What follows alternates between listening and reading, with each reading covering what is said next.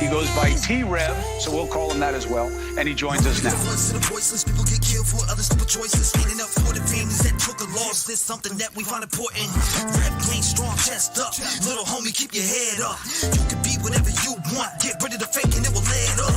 All my life I strive for greatness. I manifest in my time with patience. People try to copy us, but respect is earned. It's not an obligation. I love the fam and they love me back, and that's why I always have the backs. I give a voice to those people who were never given a chance for them slimy cats. When you come here, you ain't a number to me. I really take time to read what I see. Don't forget to lock your doors, cause there's danger all up in these streets. Y'all really put life into the air that I breathe. I really am thankful for all of my peeps. Woo! What is going on, ladies and gentlemen? 227 2024. Make sure as you come in and you hit the like button. But let's lock in. What's going on, Leisure? How are you doing? We have some details to go over tonight. We're going to be talking about Audrey Cunningham. Obviously, there's some details that came out within the case that I want to check out, and I'm sure you do too. And we can discuss them here tonight. Also, day 7, nothing for Elijah. New presser, though. We'll check that out. Any new information that you guys think that I should have, you can email it to me. I got the email open. And hold on one second. Yeah, I do. I got it popped open right now. What's going on, Tina? Welcome. Tina in the building. What is going on? Alicia, what's going on? Cindy, how you doing? Hello, Trev, mods, and chat. I hope you are having a good night. Nice to see you, Cindy. Athena, how you doing? Cat Spade, how are you doing? Lisa says, anyone caught up in this storm, Midwest? Obviously. Yeah, I can hear trees banging out right now. I can hear thunder and lightning, trees banging out, tornado warnings, etc. We have some right now, or a tornado watch. What's going on, Jackie? Hi, Trev, and everyone from Chicago here. Welcome, welcome, welcome. Right around the corner. Some bad weather out northeast. Stay alert. I know I can hear it right now. Boom, bang. So if I cut off during this live, just know it's probably the weather. But again, there's some new information that came out. The mom of Audrey Cunningham spoke out, and it's something that we're going to check out right now. So what's going on, Monarch? Leisure, what's going on? I already said leisure. All that revved up. We got to get revved up for sure. You said I love the intro song. I need to fix it. So when I do like an ending every night, when I do an ending and you guys are commenting, I'll probably take tonight's ending and make it into a new intro, because a lot of people that are in that aren't even here no more. So why would I want to keep displaying people who aren't even here no more, right? So we need to upgrade the intro. But Daniel, what's going on? Welcome to the stream, brother. Nice to see you. Buck Cherry, nice to see you. And I also have I know somebody that's getting rid of 2 CrimeCon tickets. If anybody is looking for 2 CrimeCon tickets, I could put you in contact with somebody who is a mod here that has 2. Just letting you guys know that. So you can put the word out, or you can email me about it, and I can put you in contact with her, and you guys can go on from there. Carissa, what's going on? Malin, what's going on? Welcome to the stream. Sugar and Spice, how are you feeling, Trev? What's up? I'm feeling like $1 million. $1 million. Not 100,000, $1 million. Thank you for asking. I appreciate that. Earlier, I was a little nauseous, but I'm good. What's going on, Shannon? Welcome to the stream. Let's dive into it. The freak that police in the last hours, the freak that police say attacked, murdered, and I believe molested a little 11-year-old girl, Audrey Cunningham, refuses to put on a pair of pants. Refuses to appear in front of the judge. So if he's man's out here running butt ass naked, that's crazy. Into the court, he refused to put on a pair of pants, and I heard he was playing with poo. I mean, I don't know what's going on over there, but hey, Trev, been raining all day in North Carolina. Really? He's gonna act like that to a judge with complete disdain and disrespect. How do you think he treated an 11-year-old little girl behind closed doors? This guy had full access to the home of an 11-year-old girl, a guy with a very lengthy rap sheet, including... And y'all failed him. Boy, this is like putting perfume on the pig. Enticing a child, another little girl. He got into bed with her and wrestled off her underwear and PJs. He had access to her home too. As hell, y'all. And now Audrey is dead. This guy, in the last hours, we learned, will not even put on his clothes to come before a judge. This, as we also learn, you'll be all right. We'll get you right. Man, this guy's, he should win the Oscar because he managed to put on quite the show, going door to door, knocking on doors, saying, "Have you seen Audrey? I'm looking for Audrey," knowing full well, according to police, that he had murdered her by blunt force trauma to her head. Her pants found far away from her body at the river's edge. Her body tied to a rock by a rope. And according to Tim Miller from EquiSearch, her body was caught in an eddy, just swirling round and round and round and round. Yeah. He's trying to be fun. I'm Nancy Grace. This is Crime Stories. Thank you for hold up. So do you think that he's trying to do that to get out the death penalty? You think he's trying to do that to spare his life? Is that what you're saying, Jersey? You think so? To make himself look insane. So it's like, all right, at least I'll get life in prison, right? At least they'll lock me down, life in prison. Being with us here at Crime Stories and on Sirius XM 111. Yes. Before I address McDougal butt naked, wearing nothing but all of his hate tattoos, to go in front of a judge like that, and they try to get him to get dressed, he won't do it. That said, before I get to a naked McDougal going door to door, hey, have you seen Audrey? Knowing all the while he killed her? That's crazy. Before we get into that, Liz, please turn on Audrey's mom, Miss Matthews, sound so she can hear me now. That's disgusting. I know, Rook, ain't it? Thank you. I appreciate mother. That, Lily. I'm here. There's been a lot of speculation about her. A lot of mean things have been said about her online. He just looks dirty. I want you to meet Cassie Matthews. Miss Matthews, thank you for being with us. We've heard a lot from... That's what she said, buck naked. I'm like, what? And then I heard that he was playing with crap. Thank you for being with us. We've heard a lot. I hope they from do. Audrey's grandparents, with whom this sweet little girl was living. He is a sick man. He's a sick man. Child sex offender in the backyard. We've heard a lot from them. But, you know, I knew it all about suffering, about grieving, about mourning. After my fiance was murdered, when I gave birth to the twins, I found out I don't know anything. And Miss Matthews, I can't tell you how much we've been praying for you and how sorry we are. And I know that means nothing. I almost hate to even say it. But I want you to know our whole staff has been thinking about you and praying. And I want to thank you for being with us right now. Yes, ma'am. Appreciate you, Double Dog. I want to do everything that I can for my baby. Everyone joining me is Cassie Matthews. This is little Audrey Cunningham's mother, Audrey, 11 years old. Looks just like her mama, too. Look at that. Look at that. Hold on. Let's get back up. She looked just like her mom. Like, literally. I want to do everything that I can for my baby. Look just like her. Joining me is Cassie Matthews. This is little Audrey Cunningham's mother, Audrey, 11 years old when she was killed. Right, Alicia?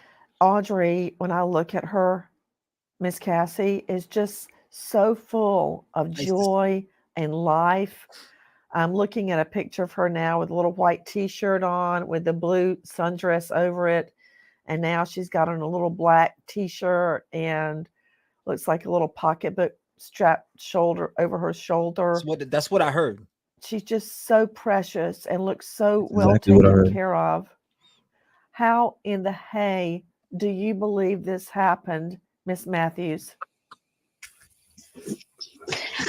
I don't understand how it happened at all. I don't understand how they put so much effort into keeping her from me, but they couldn't put the same effort into knowing the people that they had around her.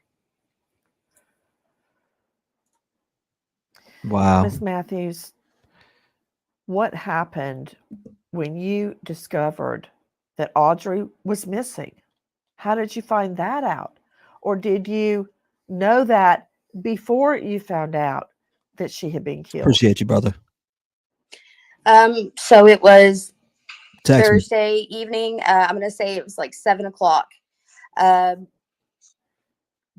herself had gone and contacted or went to the home of my fiance's mother. What's up, Donna? And was asking her if she knew where we were, if we were there, and had said Audrey was missing. Right. Now his mother instantly calls him, of course, and she makes her get on the phone with me, and she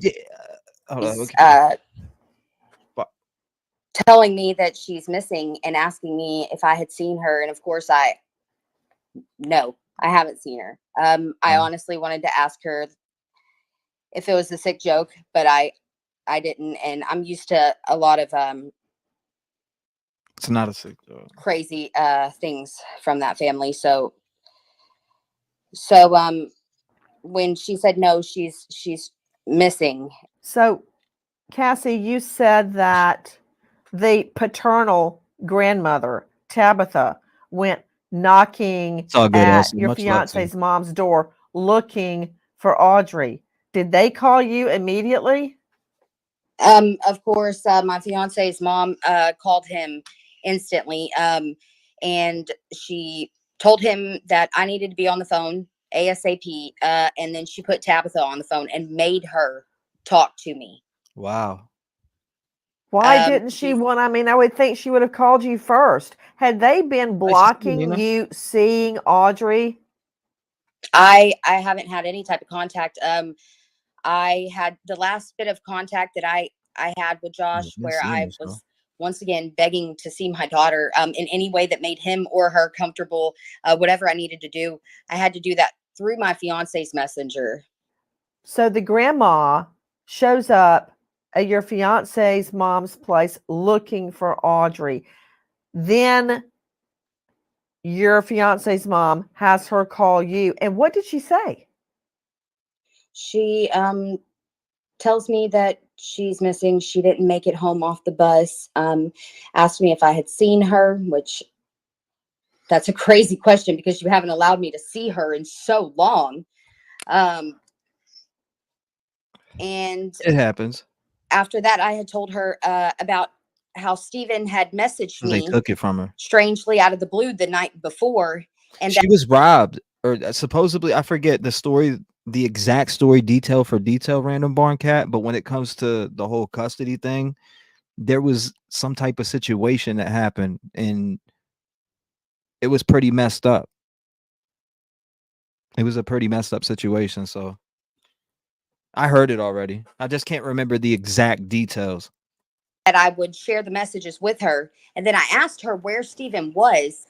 And she went from a... Are you referring to the defendant, the murder defendant, Don Steven McDougal, age 42? Is that who you're referring to? Yes, that's who I'm referring to. When they asked where's Audrey, what did you say? I, of course, told them I haven't seen her. And in my mind, I wanted to snap and tell her, of course I haven't seen her. You and your son haven't let me see my daughter in how long now? But I didn't because I instantly wanted to know where my daughter was. That was the thing that took over. You also asked the grandma, where is Steven? And we know that to be Steven McDougal. I had told her about why him messaging me. I had told her about him messaging me out of the blue the night before, and told her that he had said to me that he was going to take her to school that morning. What's up, Addie? And I asked her where he was and had she seen him. And she went from hysterical to stuttering. I gotta go. You told me earlier she went from calm to hysterical. No. She went from hysterical to stuttering, and she had to go. As soon as she realized that Steven McDougal had been with Yes. Audrey, she had to go and hung up the phone. It was her stuttering the word she didn't have anything else to say other than I gotta go. That's true. Now in the 911 call, you can clearly hear him in the background. Prison doesn't have to turn to these people. Dennis. Guys, we are speaking with Cassie Matthews. This is Audrey Cunningham's mother. What happened after that? After she hangs up, what do you do? I'm about to melt down. I hit my knees. I prayed. My fiance is sitting there trying to comfort me, but I didn't even want him to touch me. I didn't understand what was going on. I'm pacing a rut in my house, just wondering where she could be, where I could look, what I could do. I'm waiting for the officers. To be honest with you, I really think that he would have killed her or did something to mom.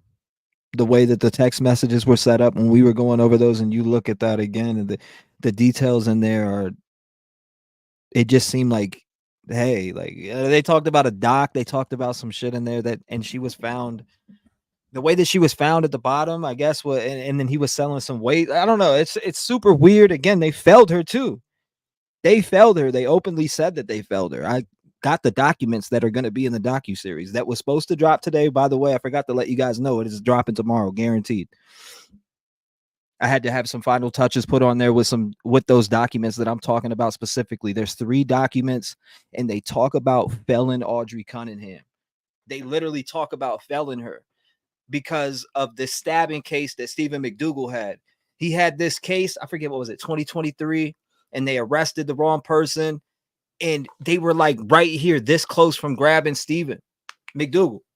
And they didn't. They failed it. And they say specifically in the email and papers that they pushed over to this news station where I found the documents, the only place that had them at this time, they openly said, we failed Audrey Cunningham and we want to make it right. That's what they said. So they owned up to it. I'll give them that. They owned up to it, but still though, it's late. It's too late for that. When officers finally showed up, they asked if they could she's gone. Search my home. And of course, I asked them if I needed to step outside, whatever made them more comfortable. But I wanted them to go ahead and, get that done and start looking for my baby. Now, I tried to ask a couple questions, and they just kind of looked at each other after they searched and were like, okay, it's all clear. Let's move on. And then left. Nobody really answered any questions for me for a long time. What was the next thing that happened in your world? Interesting. Well, the next thing that happened was I am being advised that it would probably be best, advised, but not advised, which makes no sense to me, but that is what has been said, that I should stay put in my own home. I appreciate that. And then shortly after that, my fiance, and the roommate that we have at the time, we're getting picked up by the sheriff's office and investigators. We go and we spend, I think it was almost 16 hours up there. Now the entire time I'm being asked 20 million questions that I'm able to answer with no problem. They keep trying to say to me, I feel like there's something you're not telling us. Well, finally, okay, hold on for a second. Who took you where? The sheriff's department, and they had a few of the investigators with them. They took us up to where? County Sheriff's Department. So you were there, your fiance was there, and your roommate was there, and they were peppering you with questions really about where's Audrey? When have you last seen her? Did you take her? Did you hide her? Questions and about the messages between Stephen and I from the night before. And they were asking me if that's very curious, Cassie, because I find those text messages that McDougal sent you very, very incriminating for him, because he is playing on your emotions. He knows how much you want to see Audrey. So basically, Cassie, McDougal is using your daughter as bait to lure you down to the river where her body was later found. Why was he doing that? And claiming he was going to keep it secret from her dad. What was his game? Well, when he first approached me, and see, when I say approached me, it was all through Facebook Messenger. I've never had his number or anything like that. But he had said that he was Audrey's babysitter, which was instant red flag. I didn't understand. But he had said that he wasn't going to pick parents' sides, that he was concerned about what Audrey wanted and how she felt, and that he thought it was wrong for her to be kept from me if she wanted to know me. So he played on the fact that I was desperate for anything. I wanted pictures. I just anything that had to do with my daughter. And for a minute, I could have believed that. But then I thought more into it, and I just knew something was wrong. And I had been speaking to my family about it. I'd been telling my fiance told me from the jump not to associate with him in any way. Do not. Right. But he doesn't understand how I was feeling when I was craving something of my daughter. Did you have any idea this freak was your daughter's babysitter? Not until he had messaged me, and I had tried to contact Josh, wondering what the is going on. And I asked my family over and over again if they could try to contact, and they tried to get no answer. I wanted to know why a man that nobody knows is being left with my 11-year-old daughter. I mean, he could have chose anyone else under the sun, and it would have been okay. But when he invited me down to go fishing to see my daughter, well, for one, I knew better. But at this point, knowing what I know now, I feel like he did something to Audrey Wednesday before he even messaged me. Oh, man. And that if I would have went, he would have gotten rid of me as well. And then it would have been chalked up to I kidnapped my daughter and I ran with her. And people would have forever been looking for two people that don't exist, not looking in a river. That's a fact. That's a fact. He's definitely, dude's a skinhead, racist piece of in my opinion. Bro, this guy, it doesn't even make sense how this guy was in a camper on this property and even allowed to take her to a bus stop. I mean, when you look at the charges, enticing a minor and just his past with and tattoo, just everything, you could add everything all together. The case from 2023 that failed Audrey, that case from 2023 failed Audrey, that he would have been locked down right now. He would have never killed her. He'd have never been around her. He'd have been locked up. He stabbed the dude 3 times. He obviously would have been doing some time. Now, would that have stopped any? I mean, it would have saved Audrey. That's what I'm getting at. And it's crazy, bro. Question. You think about that? So you believe this was part of a bigger plan. Why do you believe, Cassie, he needed, in his mind, to kill Audrey? I don't understand that at all. Actually, I can understand the little bit of hatred that he would have for me, because I would be the only person that could remove her from the home, where he was already residing. I have no idea why he felt the need to. I actually, you know what? A CVS receipt. And this is, oh my God, it makes me sick to my stomach to say, but that's a fact, though. I think that in a pedophile's mind, they see a child and they see their actions as an adult would see another adult. Okay. I feel like maybe he was in love with my daughter, and he thought that maybe at one point she did say that he was her favorite person or something like that. Maybe he was good to her, but she was looking at him as nothing other than an uncle, the way a child should, if at most. Cassie, But what if do he was you in, but believe what if he he was in had love with my daughter? already? What if he tried to make an advance on my daughter and he didn't get the reaction that he wanted? He either snapped or he knew that she would tell. That is what I think. Do you believe he had already molested her? Oh, no.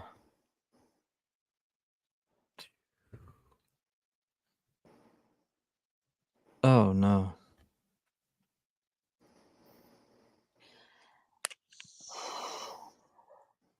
I don't know. This is the YouTube. Do you know that I didn't find out that her pants were on the debate until I watched your interview with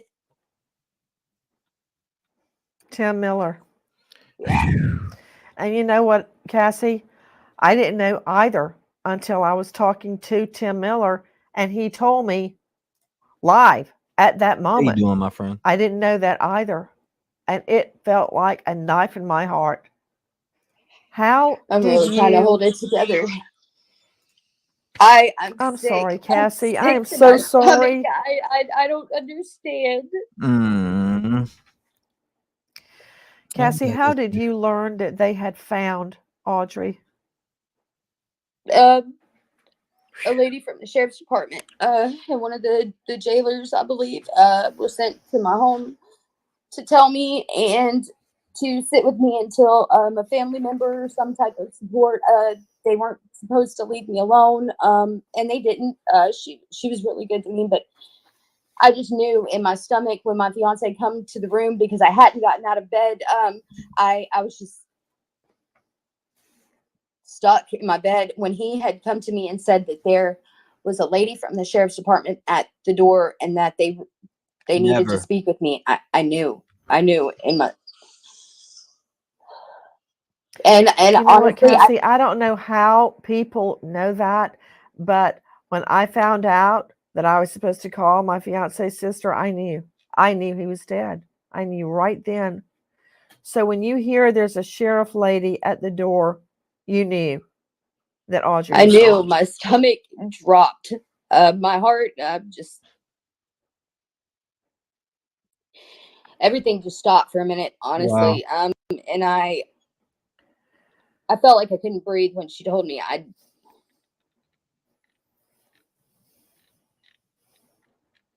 didn't. What did she say? Did she reveal anything? No. She looked me in my face, asked me to sit down, and then she said, "This is not news that I want to be giving you right now." And I started bawling, and she was like, "Yeah, you know, baby, you know." And she was right. And honestly, I still don't know how to process any of this. If you want me to be nothing but truthful, I did it, bro. am in search for a therapist at the moment, because I have been a manic depressant with extreme anxiety since I was 15 years old. I am so scared that this is going to be a depression that I can't get myself out of. I feel numb. I don't feel much of anything else at all. I feel numb. I don't sleep.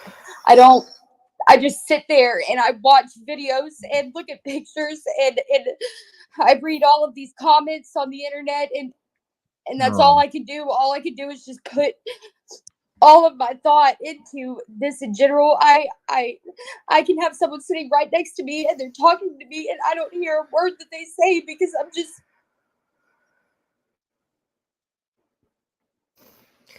Cassie, I'm going to hook you up with a therapist. I've got somebody for you, a lady for you to talk to, and I'll hook you up with her in just a few moments. Cassie, did you have any idea about McDougal's record? This is a hard one to watch. Why was he living in the backyard? Why did he have access to the home? So I had no idea until I made the Facebook post and people started commenting, because as much effort as they put into keeping me away, I figured they would put the same type of effort into knowing the people that were around. If I would have known that I needed to do her father's job because he didn't give a to do it, I would have known. But I knew. I've got a question for you. Just look at this. Nah, I mean, how could you not see that? It's not right. You said that as soon as you told your fiance he wants to meet me down by the river and he's going to bring Audrey, your fiance immediately said, do not talk to this guy. Stay away from him. Did everybody know this guy was bad news? Why would he say that? He did not like the fact that he was like persistent on trying to get me alone. He said that he had a bad feeling about him and that there just something wasn't right. And my fiance is an excellent judge of character. He really is. How you doing, Sky Blue? Nice to see you tonight. He was right. Question to you. Did you discover that McDougal was actually going door to door like he was looking for Audrey? Oh my God. That's the part right there that he was going door to door pretending like he was looking for Audrey. Okay. That's a new one to me. That's a new one for me. Maybe I skipped past that and just didn't see it. But nah, that's the first time I heard that he was searching for her too. Wow. All I know is they got to just go ahead and finish him. Just infuriates me to the point where I could put my hands around his throat and squeeze and not stop.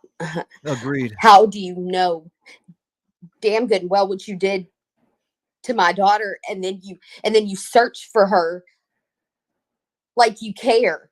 You don't care. You killed my daughter, and then you want to search for. Oh my fucking God. That's so sad. It's when you found sick. out that Audrey was missing and McDougal writes he was taking her to the bus, did you ever text him or call him and say, where's Audrey? He messaged me, actually, and he said, hey, have you seen Audrey? She didn't make it home off the bus. And I said, where the is my kid, Steven?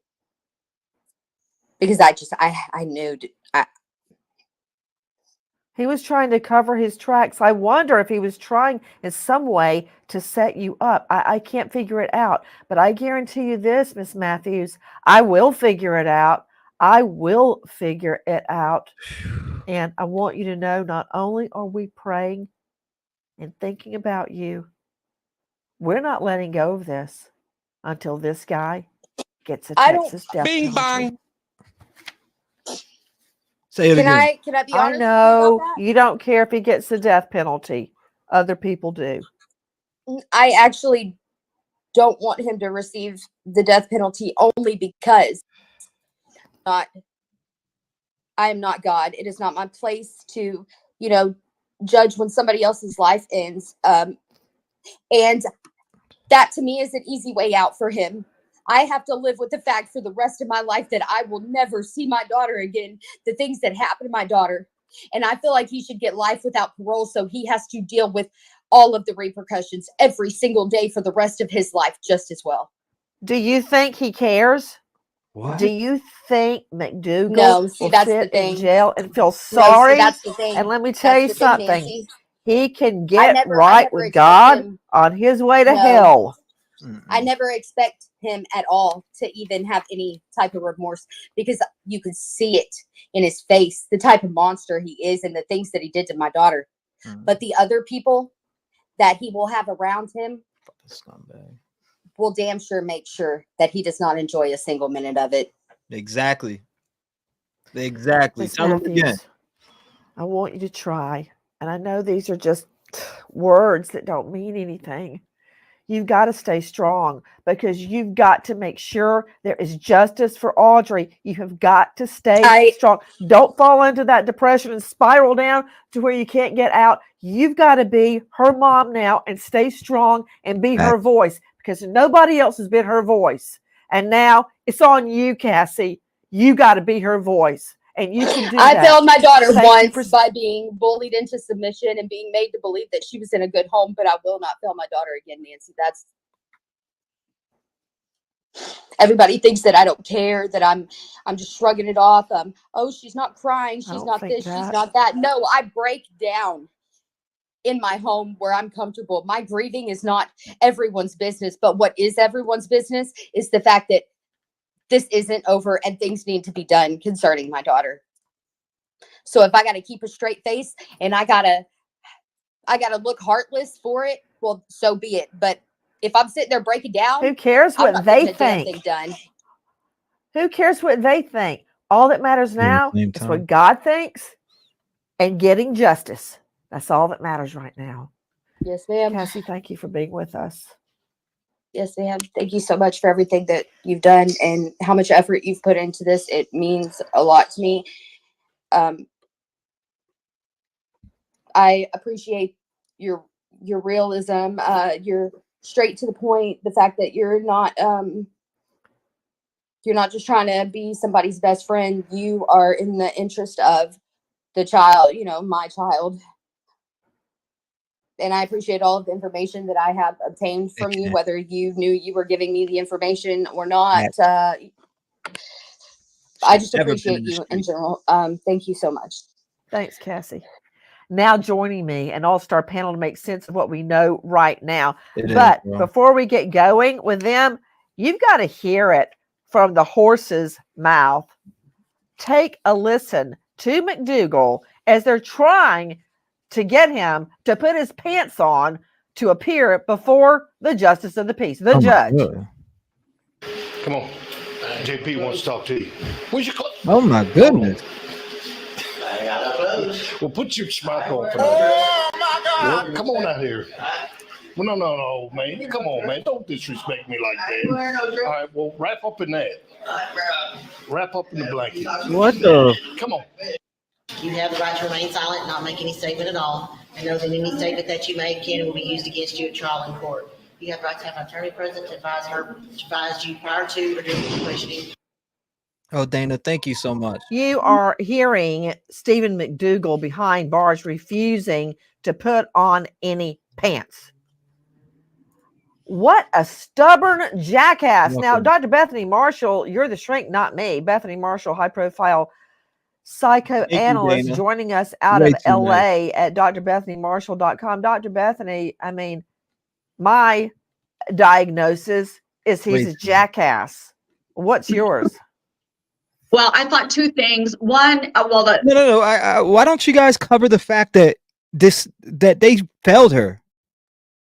Why isn't that being talked about? Like that definitely needs some change and adjustment. I mean, if she was failed and killed, what makes you think that's not happening? And that the next little girl is about to be lined up to die to some fucking predator, excuse my language, but it is the facts, right? It's happening. They failed her. They admitted that they failed her. So what makes you think that they're not failing somebody else right now as we speak and sit here and talk? I think it needs to be pointed out. I think it needs to be talked about. Period. You can't just fail them like that. And then, no, it has to be fixed and addressed ASAP before somebody else dies. The officer just said he was being disrespectful, but I was wondering if he was malingering a psychiatric illness, like acting crazy to get a more lenient sentence. The other thing I wondered was, did he have an erection? And the reason I wondered that is he's already a child molester, allegedly. Is he also an exhibitionist? Because all these perversions tend to go hand in hand. So I don't know if the officer is allowed to say, but that was one of my first questions. Can I ask you something, Dr. Bethany? How is put on your clothes? How is that some kind of stimulant to give him an erection? If anything, I think my diagnosis is much better than yours, Dr. Bethany. What is yours? He's a jackass. I mean, and there's more to it than just that. Lana Shadwick joining me, high-profile lawyer out of this jurisdiction where Audrey was murdered, where I believe this little 11-year-old girl was molested. What does that mean? Again, I'm the one putting the perfume on the pig. It means she was either raped or sodomized or both. This little girl is dead from blunt force trauma. And I believe she was molested before she was killed. Lana Shadwick joining me, former judge and prosecutor in this jurisdiction, now legal analyst for Breitbart. You can find her at lanashadwick.com. Lana, really? You see these documents right here, guys? I have them. I have all 3 documents right here. Hold on, let me pop them up real quick. I have all 3 documents from the case that they felled her in. All 3 of them. And we can go over them. I know we already went over them one time. Maybe some people weren't here, but these 3 documents are documents that barely anyone has. 1 and 2, they admitted that they felled her and sent this to a news station saying that we want to make it right. I just thought, damn. So you acknowledge that? So y'all going to do something to fix it? He wouldn't put on his clothes. And, a lot of people would say, oh, that's wrong to make him appear wearing a blanket. BS. That's his decision. If he wants to show his rear end that way, then he can. The Constitution doesn't protect him from his own personality. No, it doesn't. And he's a psychopath. I mean, anyone. All right, guys, we're riding this out together. Severe tornado warning, baby. Saddle up. Who could, number one, go the next morning severe tornado at a donut shop right across from the courthouse. The judges can see you out the windows. How delusional are you? I appreciate go house to house. Nancy, and where's Audrey? Where's Audrey? Clearly the sign of a psychopath. A psychopath that murders, that lures people in. There's social media accounts that says he appeared to be a nice guy at times. Yes, but severe. He's a psychopath. But Nancy, he's also a very attentive. It just got a message through. My bad on pausing, but it says National Weather Service tornado warning is in effect right now until 9:30. So we're talking about the next 30 minutes. Take shelter now in a basement or an interior room on the lowest floor or a sturdy building. If you are, yeah. So that came through. It keeps coming through. It's getting psychopath. He loves the attention. Going to the donut shop, going house to house. Of course, he's trying to draw attention away from him. But on the other hand, you use the term jackass, and I would say histrionic jackass. And that means somebody who just loves being in the limelight and loves getting the attention. And who is he trying to get attention from? Little kids. I mean, that is what's so alarming and frightening and disturbing about all of this. Histrionic. It reminds me of a little old lady that lived in my hometown, rural Bibb County in the middle of Georgia on a red dirt road. No matter whose funeral it was, she would wait till right before the family came in and walk down the aisle being assisted on both sides and carried up front. And somehow every funeral and every wedding was about her. That's how I define histrionic. It's just over the top drama. And it's all about you. Yeah, I can see that, but I'm still sticking with jackass. Chris McDonough joining me, director, Cold Case Foundation, former homicide detective, over 300 homicides under his belt that he's investigated or worked on. I found him in the interview room. That's his YouTube channel during the Kohberger trial. The Kohberger investigation. Chris McDonough, when you get a defendant like that, Chris, I had a guy, a drug lord. He had very violent, and the Constitution doesn't protect you from yourself. Guess what he wore to court? He wore red, bright fire engine red leather pants and a bright fire engine red leather bomber jacket, tons of gold chains. And guess what the witness said about the perp that was selling dope that night? He had on a red leather jacket and red leather pants. I was so happy. The Constitution did not protect him from his own personality. Same thing here, McDonough. Guy won't even get dressed to go in front of the judge. They have to force him to put on a blanket to cover up. But Nancy, I really think that's all an act. I think that shit's an act.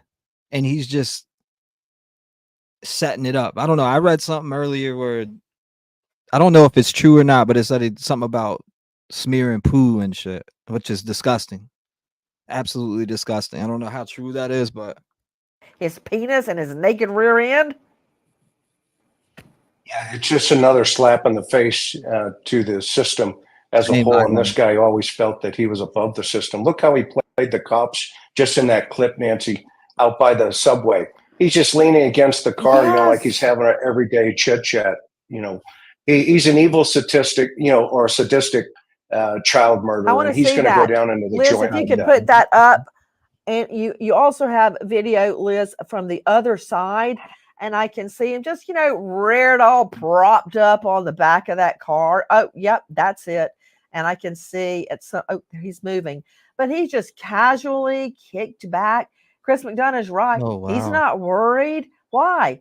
Nobody's going to testify against him because the victim is dead.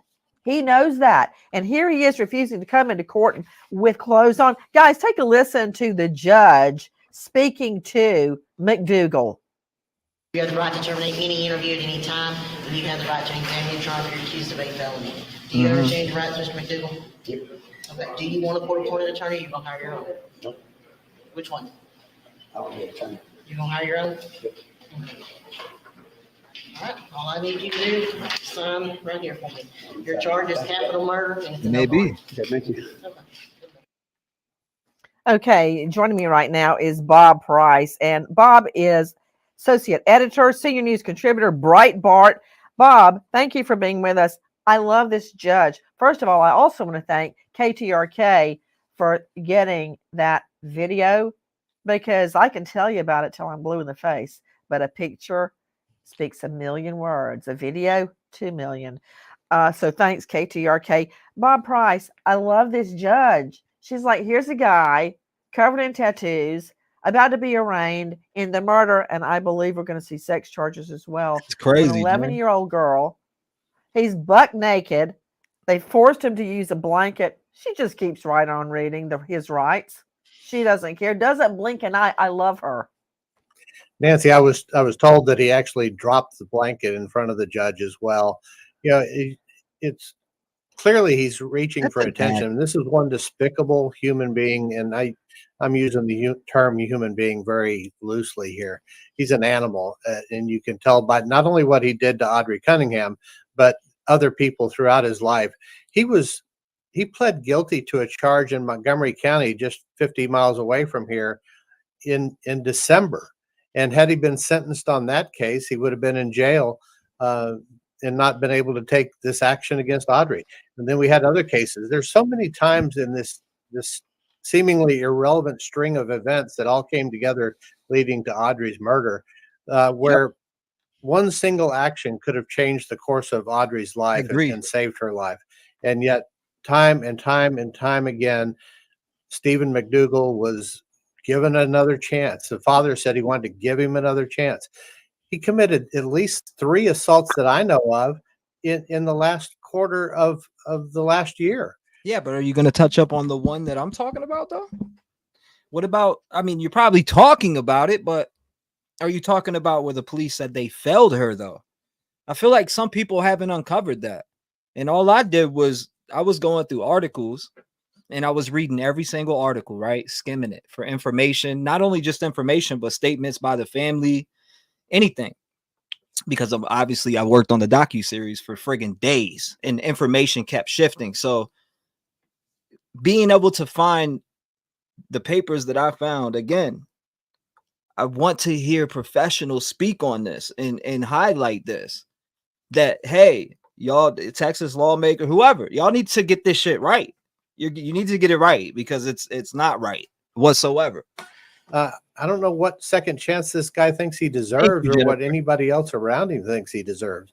The law enforcement sources inside the jail say that he is clearly a psychopath, but they said he's also very competent to stand trial. Yeah, and I'm going to circle back with Dr. Bethany Marshall on the fact that psychopathy does not mean you are legally insane. That's like saying Ted Bundy was a psychopath. That did not mean he was insane and shouldn't go to trial. Guys, also with me is a renowned death investigator, professor of forensics at Jacksonville State University, and author of Blood Beneath My Feet on Amazon. He's also the star of a hit podcast series, Body Bags, with Joe Scott Morgan. Joe Scott, I want to have a little reality check while we're kicking around this guy. Oh, that actually drops his blanket. Bob Price, joining us from Breitbart, just said a reporter reported that he drops the blanket so the judge can see all of his genitals and rear end. You know what? It's almost laughable, and we can kick around, oh, he's a jackass. But you know what? He's a killer. That's what he is. And I don't want to make light of him. Thank you, Amy. Welcome to the I Game want family. the world to know what happened to Audrey. And Joe Scott, you've been in front of many a jury, as have I. I've seen them wince when I describe what happened. I've seen them literally turn their face away from a witness on the stand, a witness like you. Oh, Becky, welcome. In the medical examiner's office. But you can't turn away from the truth and excuse this guy for just being a rear end. Tell me what happened to this 11-year-old girl. Now, my thing is with this case too, what was he there for a reason? And you may be like, what do you mean by that? Well, people said that allegedly, again, everything that I'm saying is allegedly, but people said that there was some drugs shit going on over there. Somebody contacted me that knows some stuff around there and told me that there was some type of drugs going on here at the location, and that's possibly the connection. Is that how he got there and was able to get around her? Why was he taking her to the bus stop in the first place? What did he have that somebody else would trust them with him? Right? I think about that too. Like, did he have something for whoever? Allegedly. Again, it's allegedly, and I'm only speculating. But I also heard this. Somebody called in actually live on the show and said specifically that they knew some things and that drugs were involved. Nancy, he put his hands on her. He beat her. He probably choked her. And then at the end of all of this, he ties this rock to this precious little angel's body vis-a-vis another rope that he had, weighted her down in the Trinity River and left her there. And she's literally oscillating in the water. Her body is spinning around and around and around and around. And he drives off and disregards her. And let me tell you one more thing, if you like that one.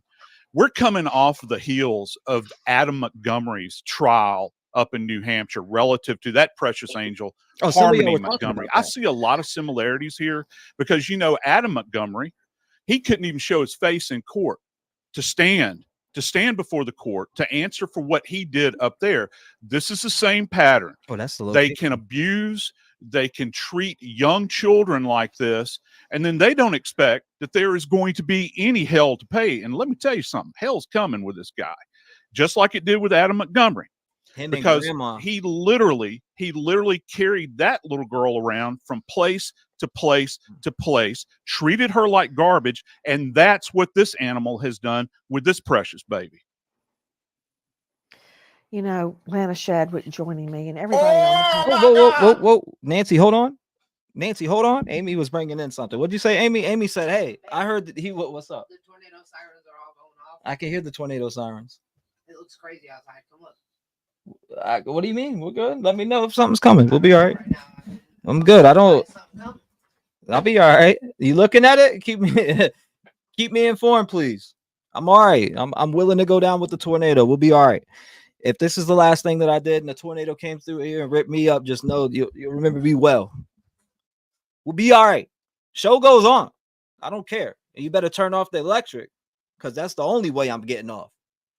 Please jump in. You're the brain trust. Hold up, but then again, I was talking about this. I said, Amy, talk to me. Amy goes, I heard I heard he was grandma's dealer, and that's exactly what I heard. That's exactly what I heard. But all speculation, right? I'm gonna leave it at that. But I heard the same thing. I heard the exact same thing. Thank you, Arlene. Arlene says Audrey's dad and grandma have not said a word. Her mom, you said her mom is pouring her heart out, being her voice.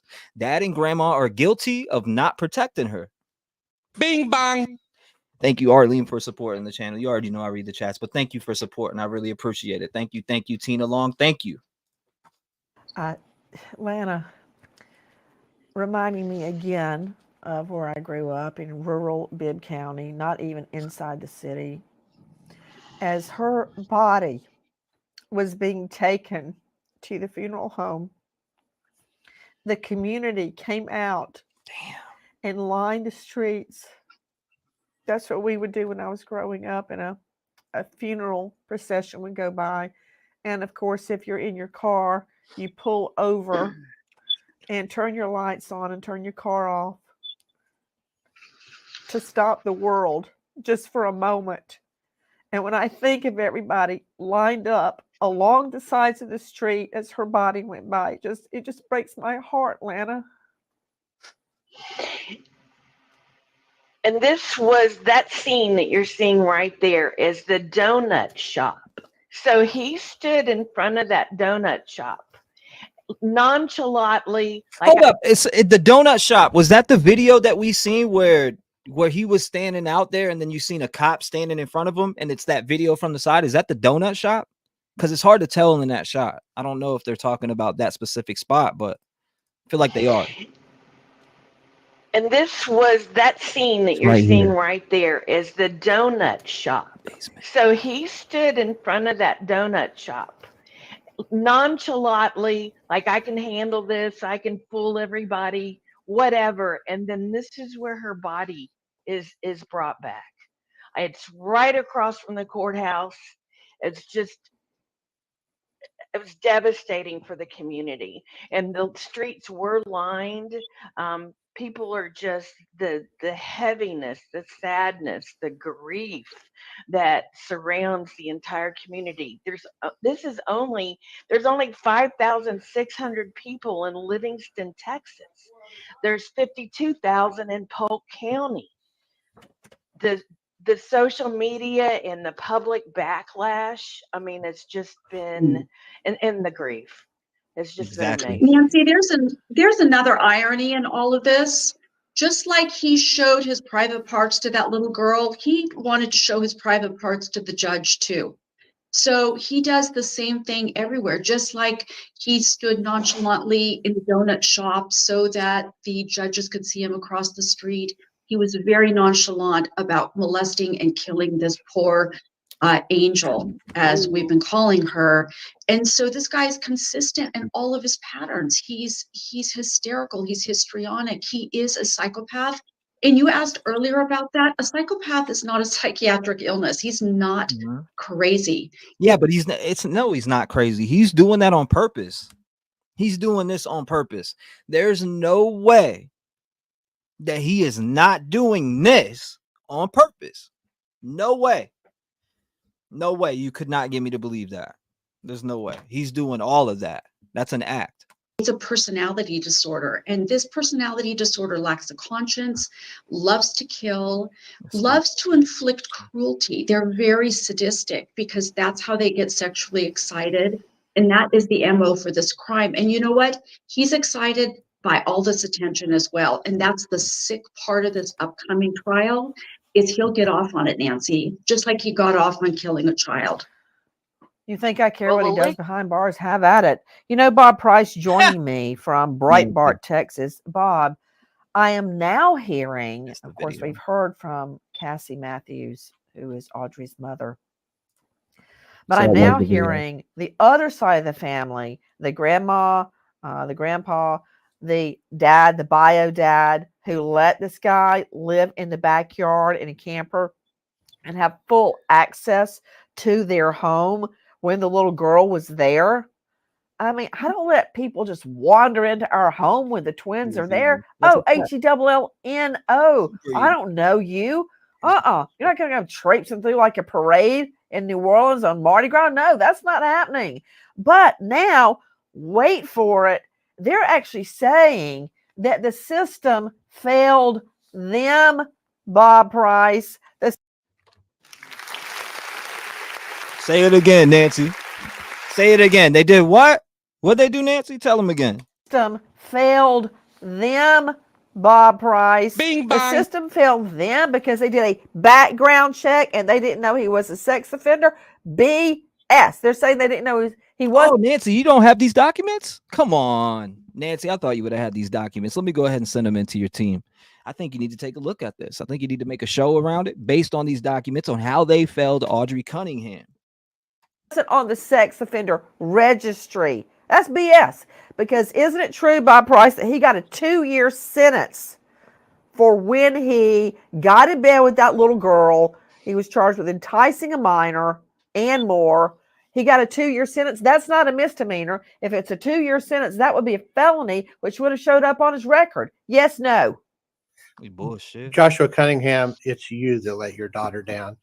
It's not, the system certainly did let her down as well, but it took me about 30 minutes of doing some Google researches online to find out not only had this guy crawled into bed with another 10-year-old girl, and pedophiles have a range. They have a range of age, very tight bracket they're attracted to.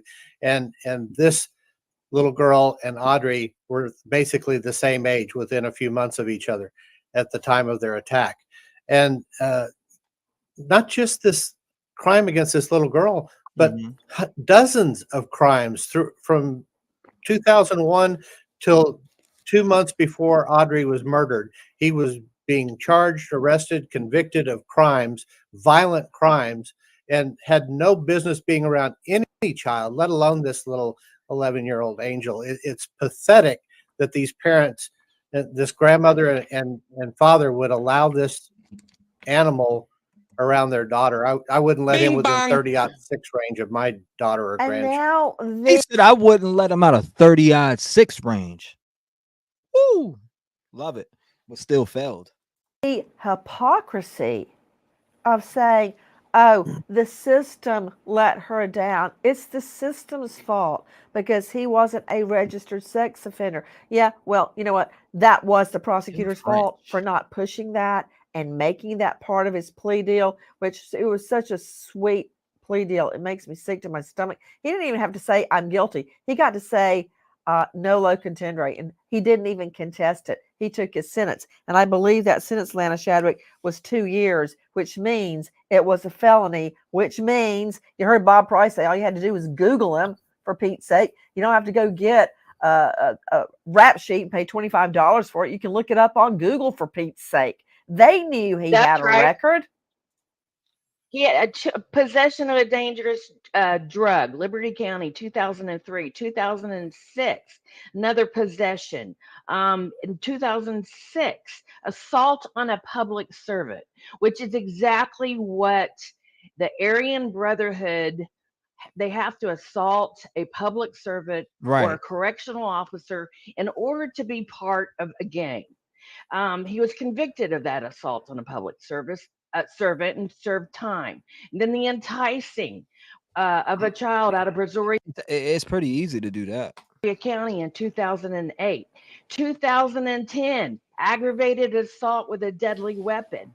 2014, reckless driving, and then another aggravated assault in 2019, and another thumb to the nose to law enforcement in 2023 when he was convicted of resisting arrest. This man is a man of violence. And well, how can they now claim it's the system's fault?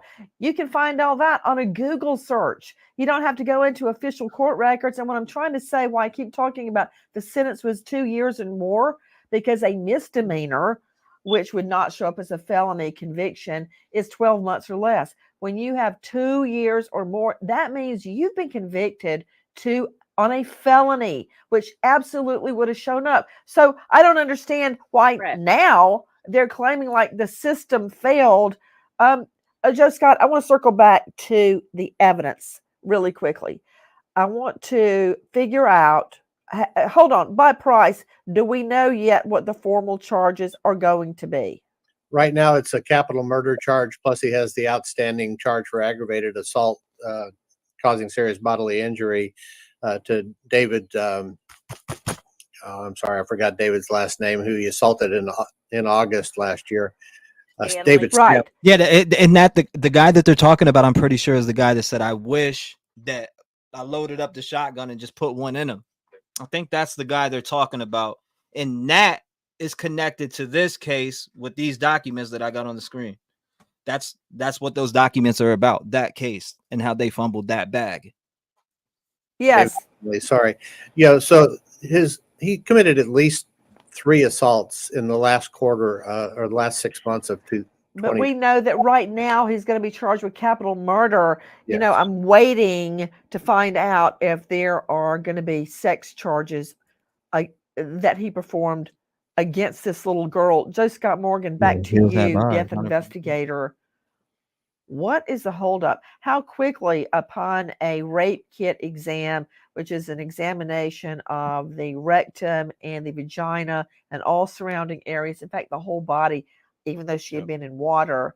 Who? How long is that going to take? And if sperm DNA is found, then we got to make a DNA comparison, correct? Yeah, we do. And they've got him. He's a known. So they'll do the buccal mucosal swab on him, the scraping. So they have that in a static position. You so mean they have the mouth. Dana says he's a psychopath, 100% the way he talked to Audrey's mom. He's disgusting. You can always tell in the eyes. Don Wells has uneven eyes like that too. Not as prominent, but still they're dark and evil. Agree. They just reach in your mouth with something that looks like a Q-tip and get saliva and cells from the inside of your jaw, like a COVID test. Go ahead. Yeah, and so he's a known, so they can compare that. What's going to be key here, though, Nancy, and keep in mind, this little angel was in a water environment, and it sounds as though that she's at least partially unclothed. Remember, they found her clothing on the riverbank here, which is significant. So any area, her vagina, her rectum, her mouth, it could be all flushed out. Here's my key, what I'm thinking about. She's very young, Nancy, and there may be a chance that if she was assaulted through this rape, that there would be evidence of vaginal trauma, anal trauma, whatever the case might be. And of course, that's going to fall to the forensic pathologist. Bleeding. Yeah, torn skin. And one more thing I got to point out here. This guy is so comfortable right now, Nancy. He's very comfortable in the way he's behaving. One of the things that's really piqued my interest in this, if he is this comfortable assaulting, first off, this other 10-year-old and this little darling here, I want to know, are there any unsolved cases that... and he's sitting there just talking to that officer so nonchalantly while he's just chilling, rocking back and forth like, yeah. This age here, things that's really piqued my interest in this. If he is this comfortable assaulting, first off, this other 10-year-old and this little darling here, I want to know, are there any unsolved cases that fit this age range that are out there that might be missing that he had proximity to? Agree. He didn't just do this 2 times in his life. No. You can mark my words on that. And one quick thing, I know we got to go and I don't want to lose you guys, but I just want you to look at this piece of video that has been unearthed. This looks to me like Audrey actually putting a tattoo on an adult male. It's what it looks like to me. Look at this. Imagine that. And they're showing this tattoo, I guess. Oh man, this is even more disgusting, but naked though, the whole like you literally killed an 11-year-old. You killed an 11-year-old little girl. Not only did you kill the 11-year-old little girl, you're now getting up on camera naked. Right? You're coming on camera naked, taking your shirt off, knowing that people are probably going to see it. And I feel like it's for a show. That is the ultimate disrespect. If they don't give him the death penalty, I'll be mind blown. Now I heard mom say she doesn't want that. But come on.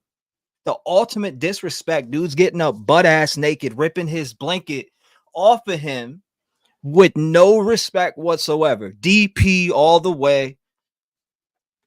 I respect your opinion if you think otherwise, but DP all the way. Melt this man. Finish him. Yes. This little girl is working a tattoo pen. Wait for it. There you go. I can't tell if that's a man or a woman's leg. If it's a man's leg, it could have been shaved to apply a tattoo. What in the hay is going on in that house? Why is this little girl? What? Jump in, Bob Price. What is this? It's disgusting. It's clear. I said a minute ago, it's Joshua Cunningham that let his little girl down, and this grandmother, and Absolutely. a lot of people let this little girl down. But I wanted, if I could go back just a minute to the public outpouring of support for Audrey. This procession that you showed a minute ago, that started in Houston. Local police officers went down to bring this little girl home. It started in Houston. And as it traveled up through Cleveland and Porter and Shepherd and some of these other communities along the way, more law enforcement, more police cars, more fire trucks, more citizens got in this line. And by the time it got to where you see it here in Livingston, there were hundreds of people standing along the streets on Washington Avenue and Church Street as they moved towards the funeral home. And there she goes right there. It really was tremendous. And then you have the little memorial that was built for her underneath what I'm now calling the Audrey Cunningham Bridge on US 59. Sheriff Greg Capers of San Jacinto County, where her body was recovered, told me that they're talking to TxDOT now to get some kind of a temporary memorial right there where you see where the circle is, was where she was found, and get a temporary memorial built there. I say temporary. I agree. Put a memorial there and name the bridge after Audrey. Name it after her, and also name a law after her too, to make some changes here in America. I know that the petitions that we put out and it develops signatures, etc. People say, "Oh, well, it hasn't done anything." Well, look up what change.org has done, and maybe it'll change your mind. I mean, I know some things don't always go as planned and as people want it, but in order for it to get changed, us as the people have to let them know that we want that change. And for that change to happen, you have to shake some shit. You have to shake buildings. You have to be able to touch the masses and get a lot of people on par to get something like this passed, where not only if you've had charges towards a minor. I mean, let's just go beyond being registered. Let's say you have an enticing a minor charge and you didn't have to register. There should be some changes in the system. If somebody has some violence or anything towards minors, I don't care if it's enticing, assault, whatever it is. If somebody's going to be around children with those type of charges, it should be known to police that that person is around, and the parents notify them, etc. I mean, something needs to change there, because people are going to do what they want to do. They're going to have whoever they want around, and you're not going to be able to stop that, right? But they have to adjust who can be around kids, especially with people like that, who is charged with what he's charged with. And even before that, enticing a minor, like I said, crazy. Because they're getting ready to rip all of that out and build a new. It really was tremendous. And then you have the little memorial that was built for her underneath what I'm now calling the Audrey Cunningham Bridge on US 59. Sheriff Greg Capers of San Jacinto County, where her body was recovered, told me that they're talking to TxDOT now to get some kind of a temporary memorial right there where you see where the circle is, was where she was found, and get a temporary memorial built there. I say temporary because they're getting ready to rip all of that out and build a new interstate highway through there. But it's the love and support for this little girl that they're seeing from the community. And I don't want to say that this family didn't love her, but they certainly didn't protect her. And that's a father's number one job. You know what, Bob Price, I appreciate you being, careful when you're referring to her family that she lived with, but I see it in very clear terms. She died. on their watch. What's up, Adrian? Welcome. They allowed this guy in the backyard and in their home. So this Friday night, there's going to be a memorial for Audrey, an 11-year-old girl. 11 years old. March 1st, 2024. If you're near there, stop by. Audrey Cunningham Memorial Service. Want justice, and I don't care who falls in the search for justice, but we will get justice for this child. Goodbye, friend. Wow, interesting video there. Interesting. Oh, there's another one though. Let's check this one out real quick. It says former coworker. Okay, let's see this real quick. Let me check this out. With me right now, Alec Bryan III, who was assaulted by this perv, Don Stephen McDougal, in 2010. Alec Bryan III, what happened? Well, he started working at the place I was at, and which was where? Friends brought him over to. What were you working? Car. We worked in an oil change place in Crosby, Texas. Yep. And some friends brought him over to my house, and he got a little belligerent when he was drunk and started making comments and actions towards one of their wives. And wait. Alec Bryan III, what kind of comment did he make to a woman? Oh, he was grabbing her and hitting on her like he was trying to, do inappropriate things with her. Have sex. Disgusting. Pretty much, yes, ma'am. Did he touch any of her private parts, grab her rear end, touch her breast? What was he saying?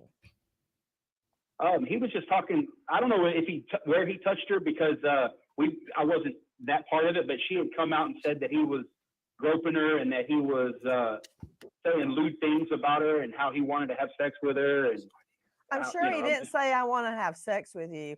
I'm sure he said something along the lines of, I want to F you. I gave up cursing, so sorry about that.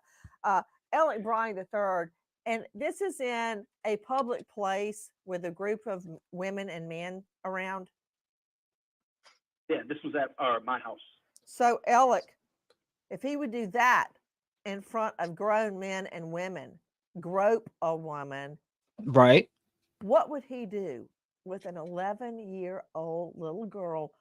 Somebody said, who's this? It's a former coworker recounting violent attack by Audrey Cunningham. Nazi sex perv suspect, obviously. Alone in his SUV. Let's listen back again. Hold up, so you can capture. I don't know if where he touched her because I wasn't that part of it, but she had come out and said that he was groping her and that he was saying lewd things about her and how he wanted to have sex with her. And I'm sure he didn't say, I want to have sex. This is, did you hear at the beginning of this video, 2010? We are now in 2024, ladies and gentlemen. That's that's 14 years later. So not only did they fail, then they've been failing all the way up to now. Back in the beginning of this video, I swear she said 2010. So you take that back. Again, that's 14 years. I wonder if there's anybody else missing. Is there any other kids missing? They need to check into that ASAP. Sex with you. I'm sure he said something along the lines of, I want to F you. I gave up cursing, so sorry about that. Alec Bryan III, and this is in a public place with a group of women and men around? Yeah, this was at my house. So, Alec, if he would do that in front of grown men and women, grope a woman, what would he do with an 11-year-old little girl all alone in his SUV? Oh my goodness. All alone in her home. Oh my God. She couldn't defend herself. And in her mind, this is daddy's friend. You know how hard it is to get child molestation victims to speak out? They don't even understand what's happened to them.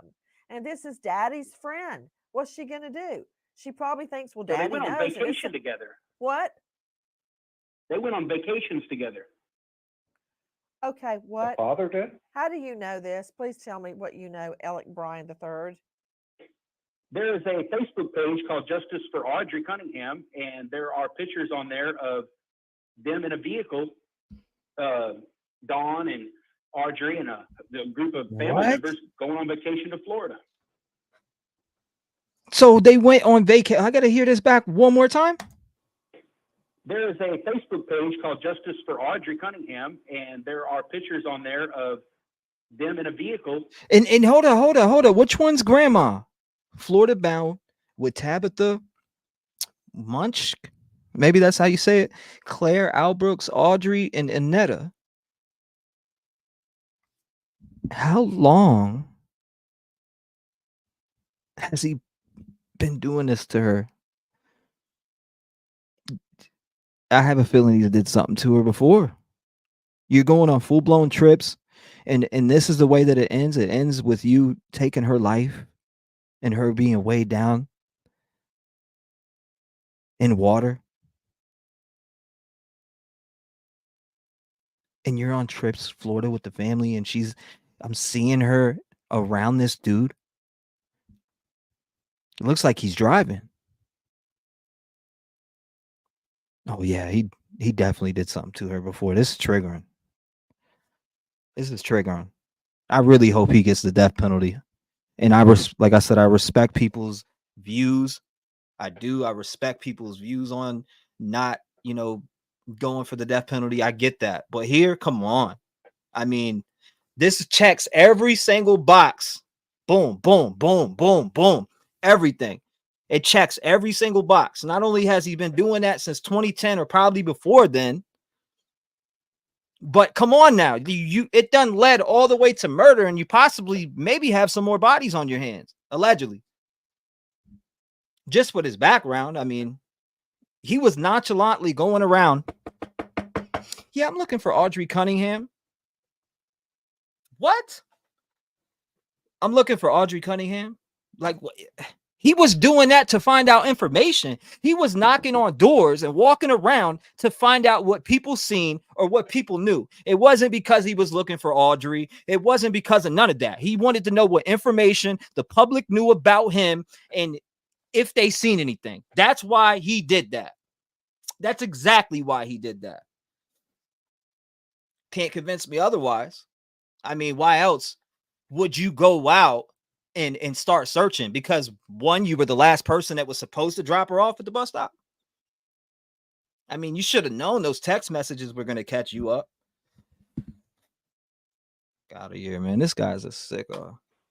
Page called Justice for Audrey Cunningham, and there are pictures on there of them in a vehicle, Dawn and Audrey and a group of family members going on vacation to Florida.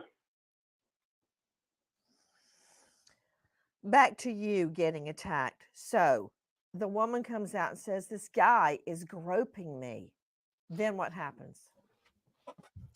Wow. Well, her husband tries to fight him, and I Thank you, stop him, Shauna. and we just throw him out of the house. You darn right. The husband better try to fight him. If David Lynch didn't punch the daylights out of him, if it were me, we'd be looking at a divorce lawyer right now. So the husband goes in. He tries to take a swing at McDougal. You break it up, and then what happens? We basically just, I just forced him out of the house, telling him he's got to go.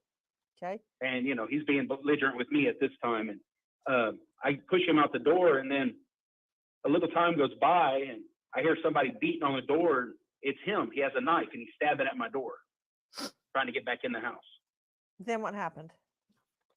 I grab my shotgun, and I open up the front door, and he comes at me with the knife, and I hit him in the face with the gun, the barrel of the gun, and get him back out the door, and we call the cops. He said he hit him in the face with the barrel of the gun, so he hit him in the head, got him out the door.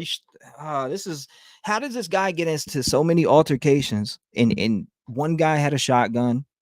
Now I'm hearing a gun butt with this guy, and nobody popped his ass. Damn. Sometimes you might just need to pull the trigger, right? My childhood friend was killed by a monster in Texas. Her perpetrator got the death penalty 9 years later. Rest in peace, Jenny. Thank you for sharing, Catalina. And I'm sorry, my heart goes out to you. Rest in peace to Jenny. Thank you for sharing that. Then what happened? I grabbed my shotgun and I opened up the front door, and he comes at me with the knife, and I hit him in the face with the gun, with the barrel of the gun, and get him back out the door, and we call the cops. He came at you with a knife? Yes, ma'am. Then what happened? Like I said, I hit him in the face with the barrel of the gun and pushed him out and slammed the door and called the cops once again. Well, so far, you're the only one. Thank you, Whip. That has gotten justice with this guy, Don Stephen McDougal. And it seems like even the barrel end of a gun didn't teach him a lesson, because here he is with this 11-year-old girl. Crazy. And hold up, is the other one? There's one more that I'm seeing. But is this the same? Is it just the cutout interview? Let's check. Is it the cutout interview of the mom? I think it might be just the cutout interview of mom, but we'll check. Joining me right now is Audrey's mother. There's been a lot of speculation about her. It says the Audrey Cunningham mom speaks one-on-one with Nancy, but is this the things have been said about her online? Let me check. I want you to meet Cassie Matthews. Miss Matthews, thank you for being with us. We've heard a lot. This is the one we just watched, I think. Grandparents with whom this sweet little girl was living with a child sex offender in the backyard. We've heard a lot from them. But, you know, I swear this was just condensed into that other. Let me know, though, because let me pull down. Hold up. Janice said, I don't think he's afraid of anything, but I hope he gets his reward or he gets just reward, and doctor and population or DR and population makes him pay.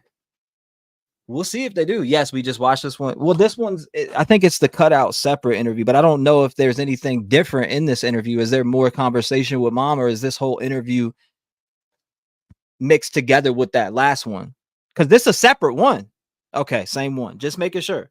I just want to make sure if it's the same one. I definitely, don't want to play the same thing over again. Our website, we could listen again. General population will melt this dude.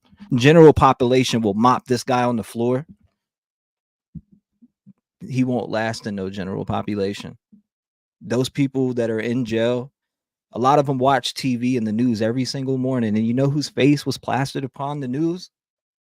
Guess whose face was on the news every day for the time that they were searching for Audrey?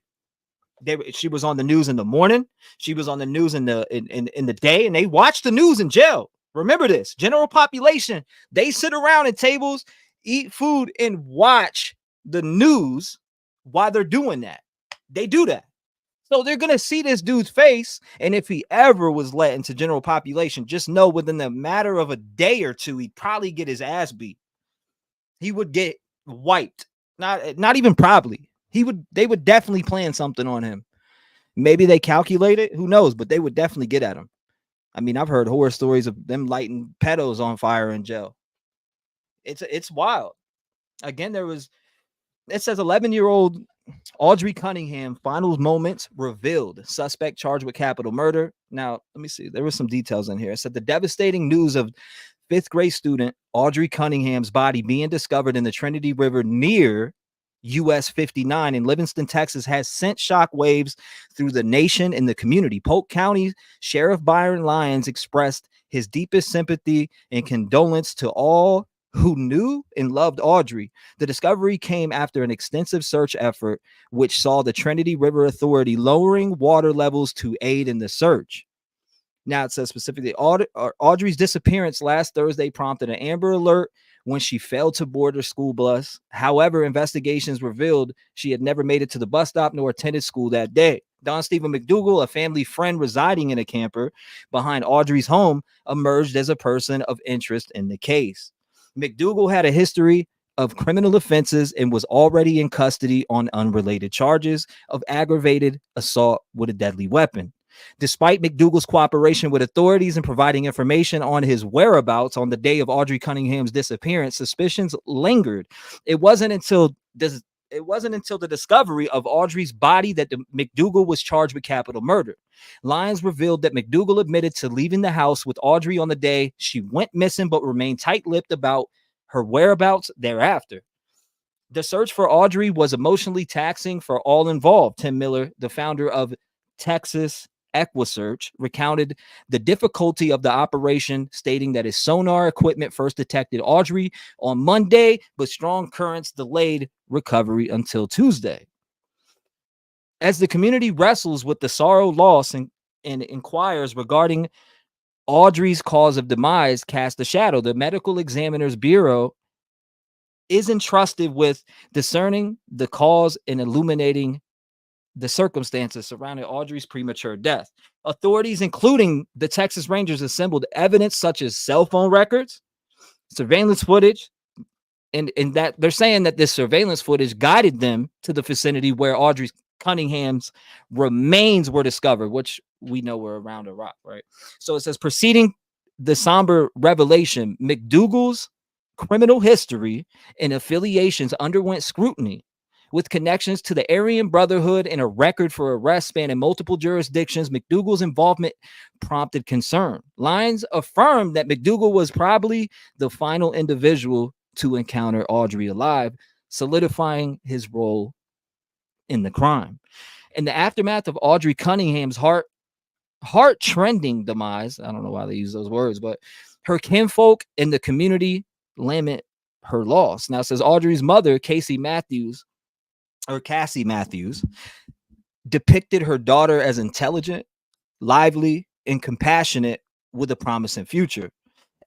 As Stephen McDougal faces charges of capital murder, the community seeks closure and justice for Audrey Cunningham. The investigation into her death continues, with the autopsy result expected to provide crucial insights into the circumstances surrounding her passing. Now, they say she passed from homicidal violence, blunt head trauma, and certain things, right? They dug into those details. This case, I don't know. This case is definitely a failure, and this is the case right here, which I was talking about. This is the one they failed her on, which they could have had. They could have had Stephen McDougal locked up, and instead they arrested the wrong person and made a mistake here. Now, this was all stemming back from 2023. Let's dive into it. I want to show you guys this paperwork real quick. Let me make sure. I think this is 1, 2, and then 3. Yeah, it is. Let me just make sure though. Okay, it is. So here, look, check this out. I'm gonna show you guys right now. Let's go big screen so I can show you. Now, this is where they failed at. And listen to how they failed her too, right? It says Polk County Sheriff's Office, case number S2301327. Again, the reason why I'm reading this, and I think it's important, is because the police responded back to a local news station and they obtained these documents and uploaded them on their website. I haven't seen much people talk about it, but they admitted to dropping the ball on the Audrey Cunningham case and said that they want to fix it. So let's get to that. Let's talk about this case right here. The things that I'm about to read to you right now. This should have had Stephen McDougal in bars. So I think we need to highlight this, talk about it, put the word out. I'd love to see a panel of guests talk about this too, because the fact that the police department can go as far as to admitting that they dropped the ball, that's the first step, in my opinion. I respect them for saying that. I do.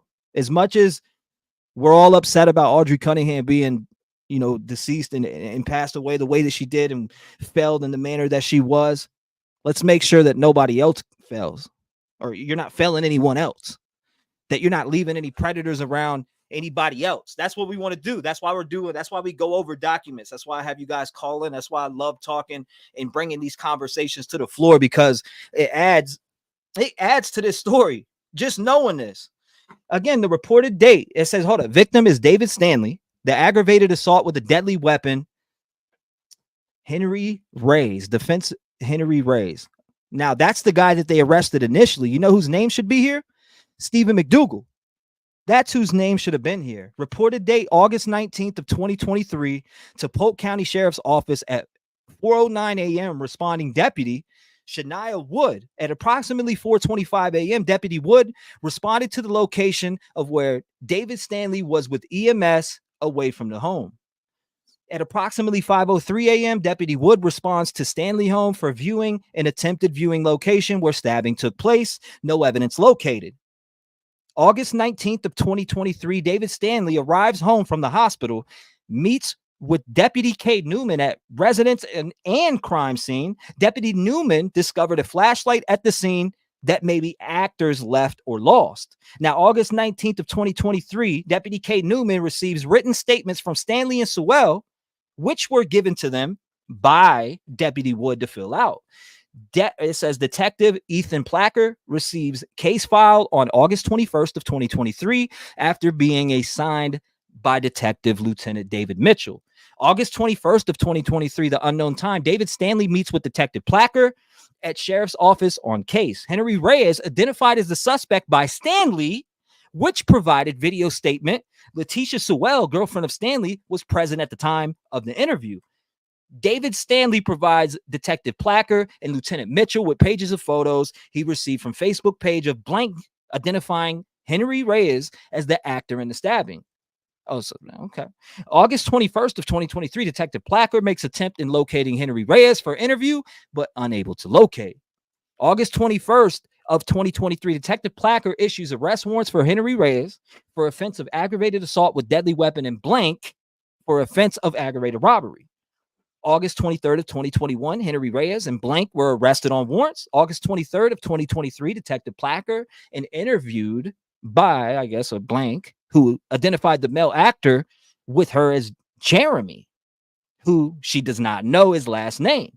August 23rd of 2023, Detective Placker and Lieutenant D. Mitchell interviews Henry Reyes, who denies being involved or having any knowledge of the assaults. Now that's page 1. Let's get to 2. August 25th of 2023, Detective Placker talks with blank again. She then states she told Henry Reyes about assault and stated she stabbed David Stanley, then identifies Don Stephen McDougal as the unknown male being at the scene. August 30th of 2023, Detective Placker meets again with David Stanley and Letitia Sewell. Again, this is the part right here. The August 25th, 2023, the thing that we just read. Detective Placker talks with blank. And again, she then states she told Henry Reyes about the assault and stated that she stabbed David Stanley, then identifies Don Stephen McDougal. So he's identified August 25th of 2023. That dude is literally identified on this date. So I don't get it. I really don't get it. I really don't. So he's identified, but nothing's going down as the unknown male being at the scene. So it says August 30th of 2023, Detective Placker meets again with David Stanley and Letitia Sewell at the Sheriff's Office interview room. Stanley still identifies Henry Reyes as stabbing actor. So August 30th, he identifies Henry Reyes as the stabbing actor. David Stanley does.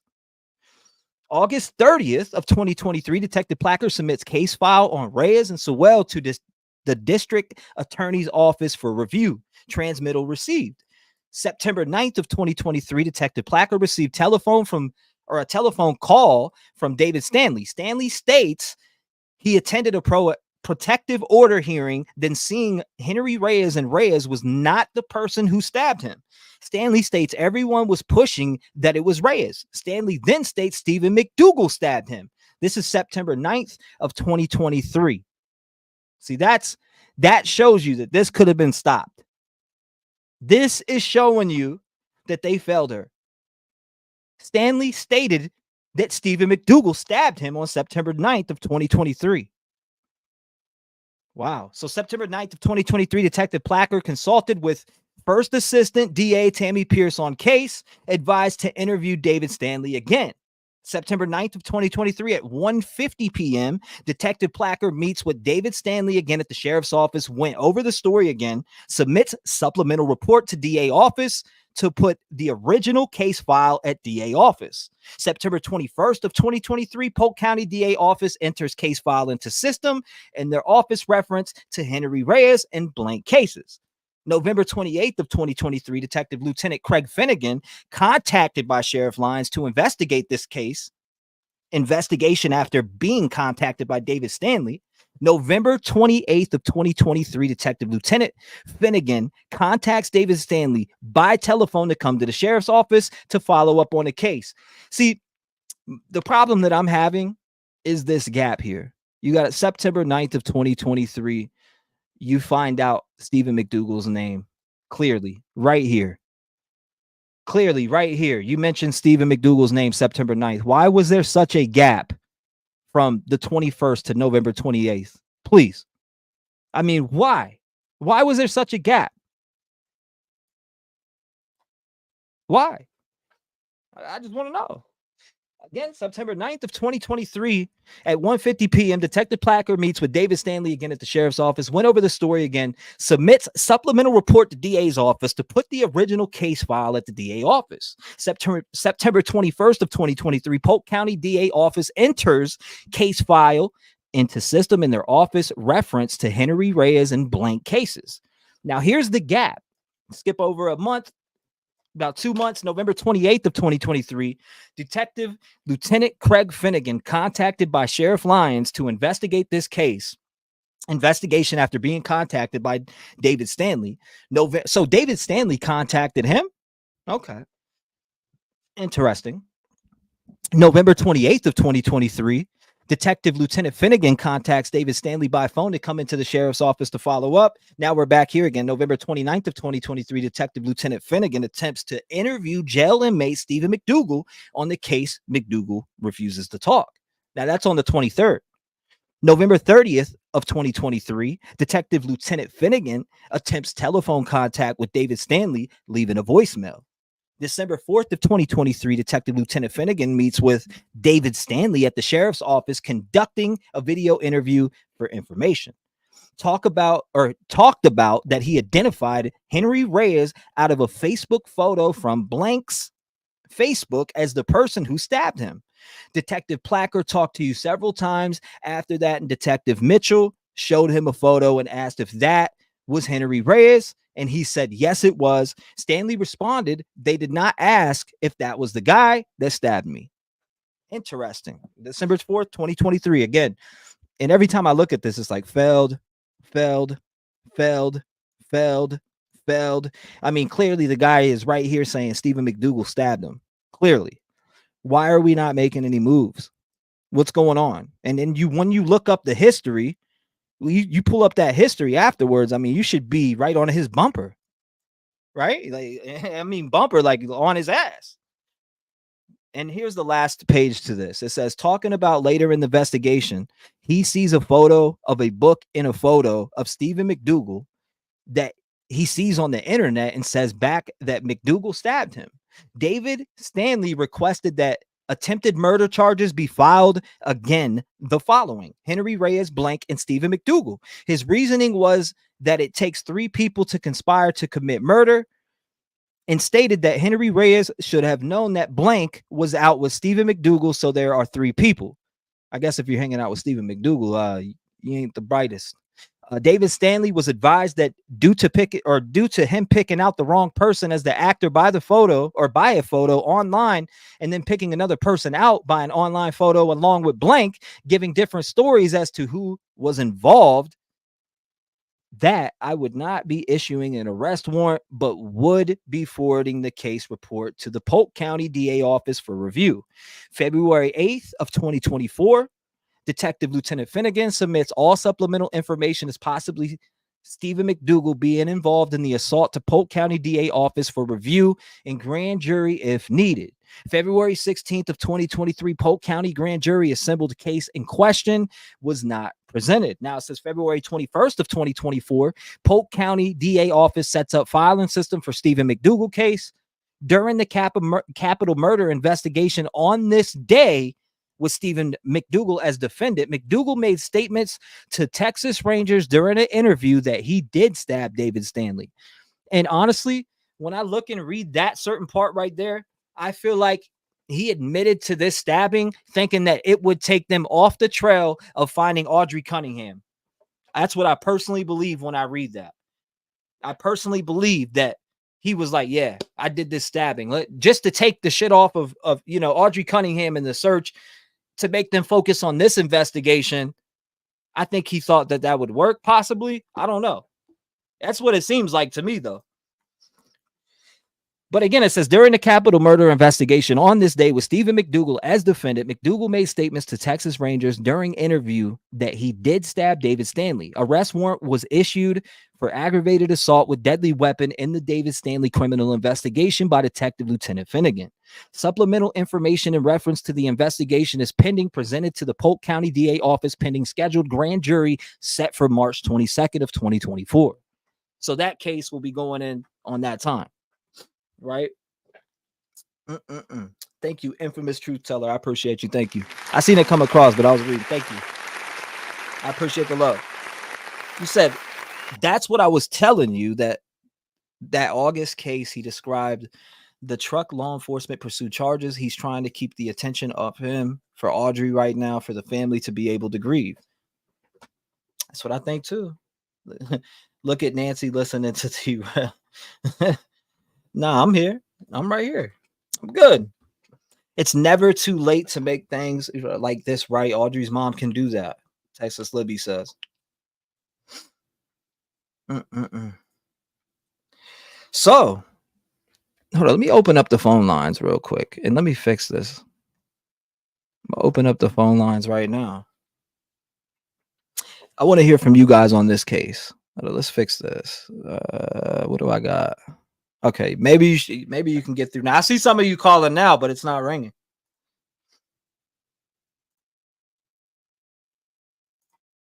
Let me take that off. Delete. Okay, it should be good. You should be able to get through. We'll see about that.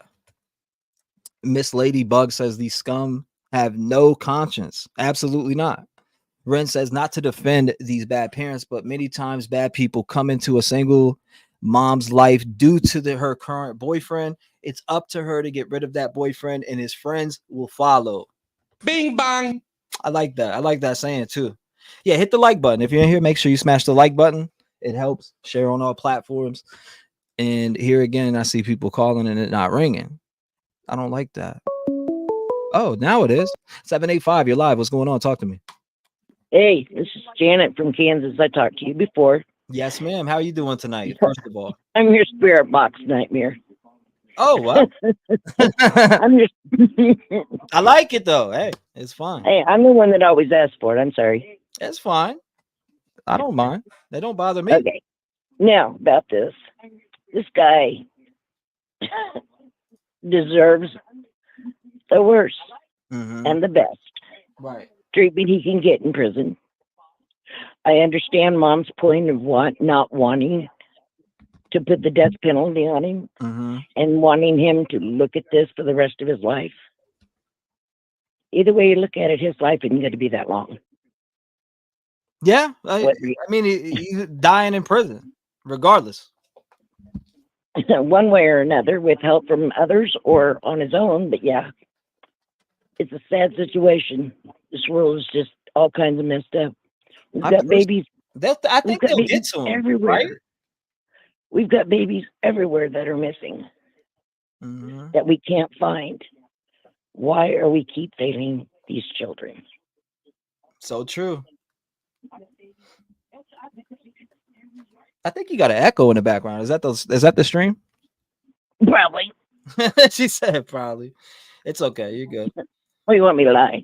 No, I don't want you. It's okay. I'm fine with That's it. Right. I don't watch you anyway. You're boring. You're funny. So actually, I get in trouble at night watching you. Do you?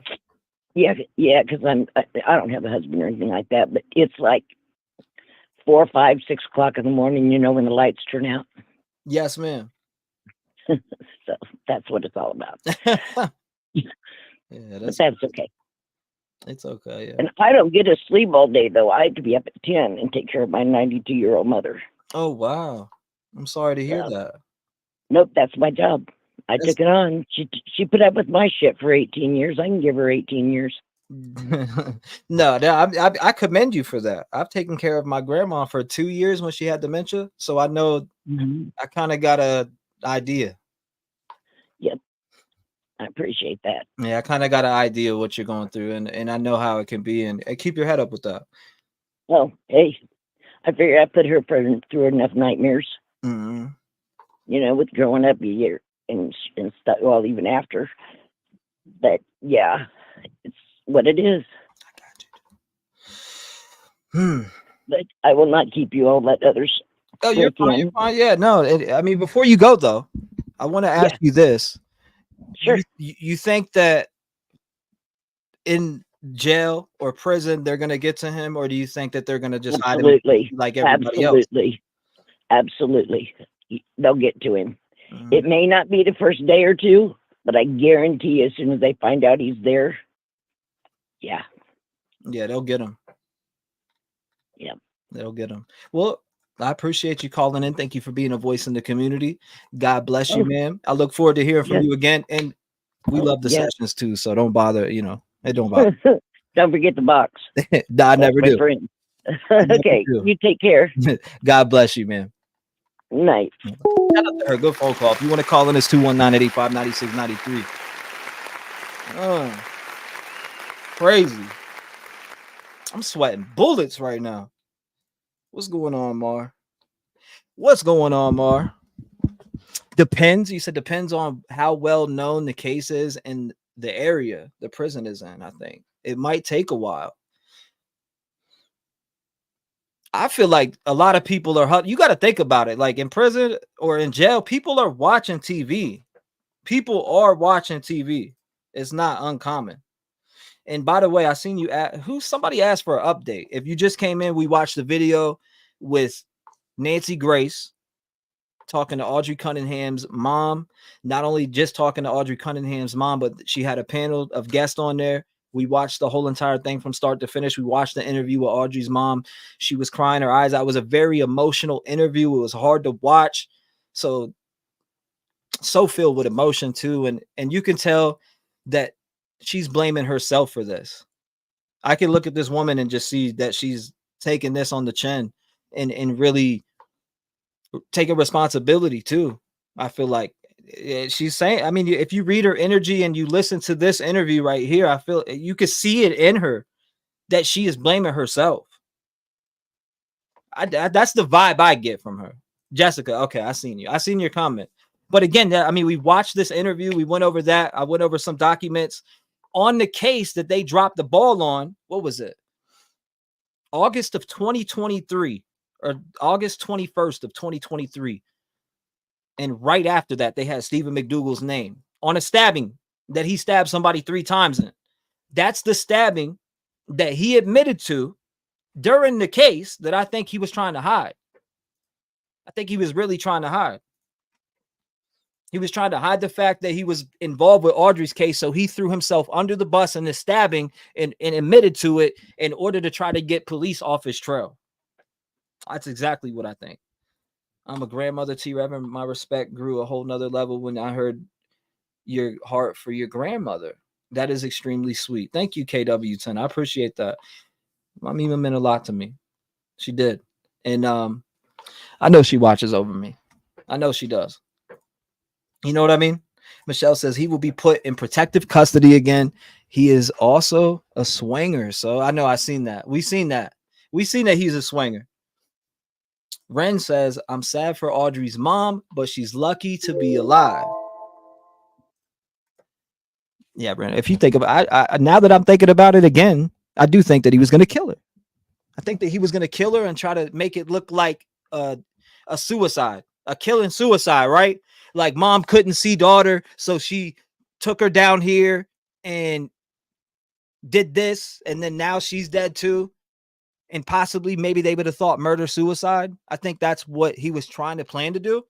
when you go back and read those messages and the different things that he said within there, I feel like he was definitely setting her up. He was definitely going to murder her. He definitely wanted to, keep that shit off of him. He's been doing it for what? 14 years documented since 2010.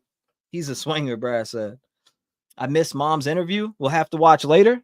Well, I thought There's some of it. knew it all about suffering, about grieving, about mourning.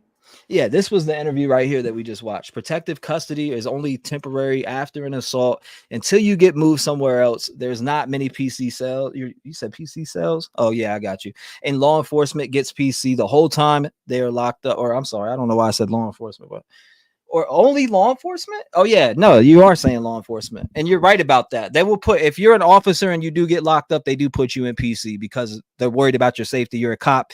People in jail don't like cops. Obviously, they cannot stand cops. And some of them even have killed cops or beat cops up or, assaulted them in general. So they're going to put cops in PC. Great point. Great point. He is gross. Still does, T-REV. He is gross. 210 Tammy. That's a funny ass name. Just getting here. Have we learned why he was naked in court? Yeah, I think so.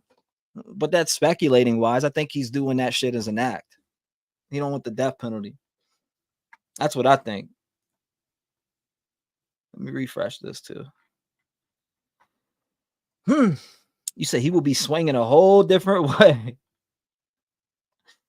Yep, I can feel that was his pick. 520, you're on the show. Talk to me. What's up, T-REV? It's Infamous. What's going on, Infamous? Well, how are you? Chilling, sweating bullets. Sweating bullets? Sweating bullets. I think you're right, too. I think he was going to try to set it up with the mother because he told her not to bring her husband. Remember, he was trying to convince her not to bring her husband with her or her boyfriend. Red flag. Yeah. Yep. So she's like, she's like, no, that's what that conversation was too, wasn't it? She was saying like, no, like that's not, she wasn't comfortable with that. So that's probably exactly what he was going to do.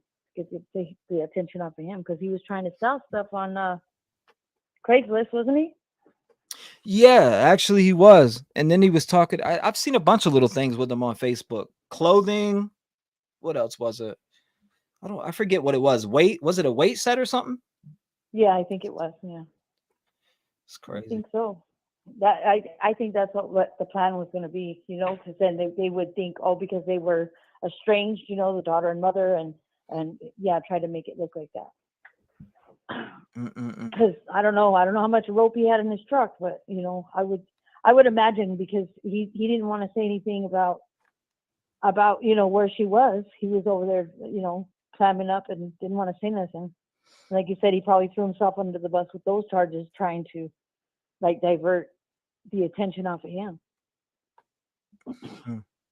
But I think that poor guy that got attacked in August, that's sad that it took this long, and then they want to go and, by the way, they want to contact him and tell him, because how they contact victims after they, if they go through a assault or something like that, they have that Vine thing where that you can check in and see what's going on with the person, the suspect, and whatever. So they contact them and tell them that they're going to pursue charges when they put him in, when they lock him up. So that's when they bring up the charges, is when they put him in when Audrey went missing.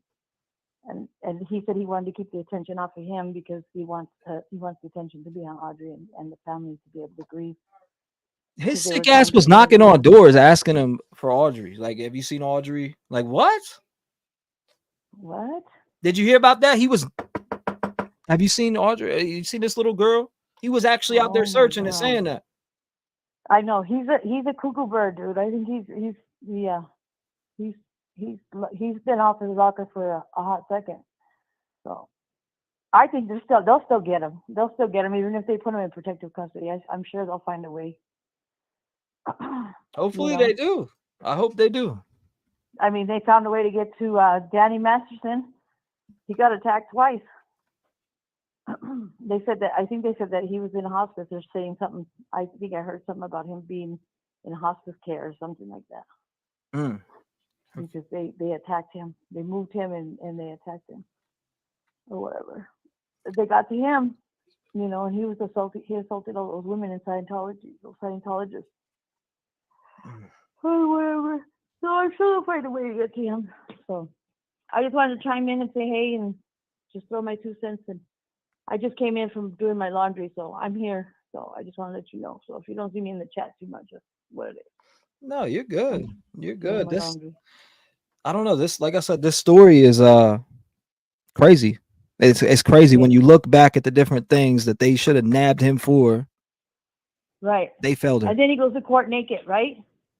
Yeah, he went to he literally, like, we just played the video before, right? And it showed him getting up. Yeah. And he just like literally boom, rips the blanket off of him and is like, and the cops like, what are you doing? That's disrespectful. Like, you're naked. Yeah. Dude. They said something that you could hear him. Somebody said that this is just speculation, but somebody said that you can hear him, like, because I guess he was wearing like a hospital gown, and so he said, yeah, I'm not wearing a dress or something like that. So I don't know, he said something in regards to that, because it's like a hospital gown kind of thing that he was wearing, so he didn't want to wear it, so he just went naked. I think he's just a weirdo. Her fiance peeped the game and told her to stay away from him and don't talk to him. He had a blanket around his waist, but he had a blanket around his waist, but dropped it in front of the judge. Yeah. Oh my And then he God. sounded really goofy, like he sounded weird, like he was. I think he's trying to act like he's insane, you know. I think so too. I think he was. He's trying to get. He's probably just trying to get this life in prison real quick. Yeah. So he's acting like he's just lost his mind. That's what I think is going on. I think you have to put a new Discord link, because the ones I try to click on there, they're expired on your community page too. I got you. Okay. All right. I'll fix it for you. Thank you. All right. I appreciate you calling in. This is like I Yeah, said, this most crazy definitely. developing story. I'm about to. We'll talk about Elijah here in a second. I'm about to play the presser from earlier, and we'll check that out. There's, I guess they put out some more information. I definitely am interested in hearing the information surrounding little Elijah View. Today is the 7th day of the search, and as far as we know, ladies and gentlemen, no updates on little Elijah View so far. I have a feeling that he's going to be a case like almost like not like, you know, not exactly like Harmony Montgomery, but I don't know if they're going to be able to find him right away, you know? Well, that's what it seems like. Unless somebody rolls, or hopefully the mom, you know, I don't think the man's going to roll. I don't think he's going to roll on himself, but. Well, it looks like to me that they're indicating, hey, they got rid of him. They think he's in the landfill for a reason, just like they did with Quentin Simon. We have to go back and really focus on that detail in the Quentin Simon case. When they were crushing that landfill, they were doing that shit for a reason. And it is taxing on the law enforcement and the people that go into the landfill, because you got to think all that garbage is rotting and, you know, having to separate it and stuff. And some of the tragedy pins here on YouTube were like, you know, what's wrong with them? How can I, you know, it's like, do you know how taxing it is on their bodies? And, you know, going in there and they have to go in spurts, you know, they had to pull officers that work on the beat, you know what I mean? That work, the patrol officers and stuff too, to be able to take turns and sift through that garbage. Because it's got to be, you know, and you got to do it very, very carefully, you know, and be able to separate it. And yeah, it's bad. So hopefully, I don't know, but hopefully, because the family, that sounds like the mom side of the family, you know, they love that little boy, you know. Yeah, I think they do too. I've seen it, and I think everybody did. We just need to be more vigilant about, like how you said, it takes a village. You know, we need to. If we see something that doesn't look right, we need to say something, regardless. If we're wrong, we're wrong, but at least say something. You know, or question it. You know, pay attention. We need to pay attention to our surroundings and people. And if you don't even know your neighbors anymore, you know, like that's true. You don't even know who your neighbor could be. You know, yeah. I know a couple stories where there was a neighbor, and the dad and he was best friends, but he had like a 2-story house, and he said he used to always go to the 2nd floor, and he had daughters, right? So they were best friends. He was his neighbor, and they would go, you know, do events and go camping and all this stuff. But they found out like he had been recording the daughter as she was growing up. He was putting like a camera, he had like a camera hidden up because he would always use the bathroom, and he would always use the bathroom upstairs. Right. And his dad never, he thought it was weird because there was a bathroom downstairs, but he would always look because he was changing out the tape or whatever he had hidden, and he was recording his daughters. They found out, and he had been doing it for years.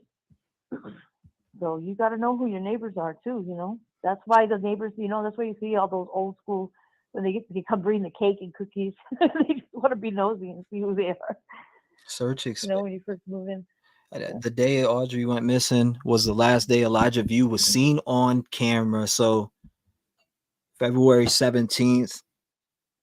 We have February 17th, and then I don't know if that was the day. I know it's February 17th and 18th, the date that he was seen on.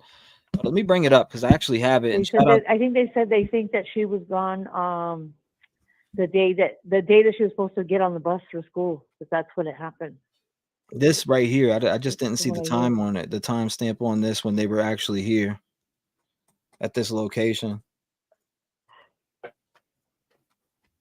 You should make a little, make a thing, like to make sure people leave the family alone, like people are dragging the grandmother and what? Oh, yeah, there's creators that are saying some really foul stuff, like, yeah.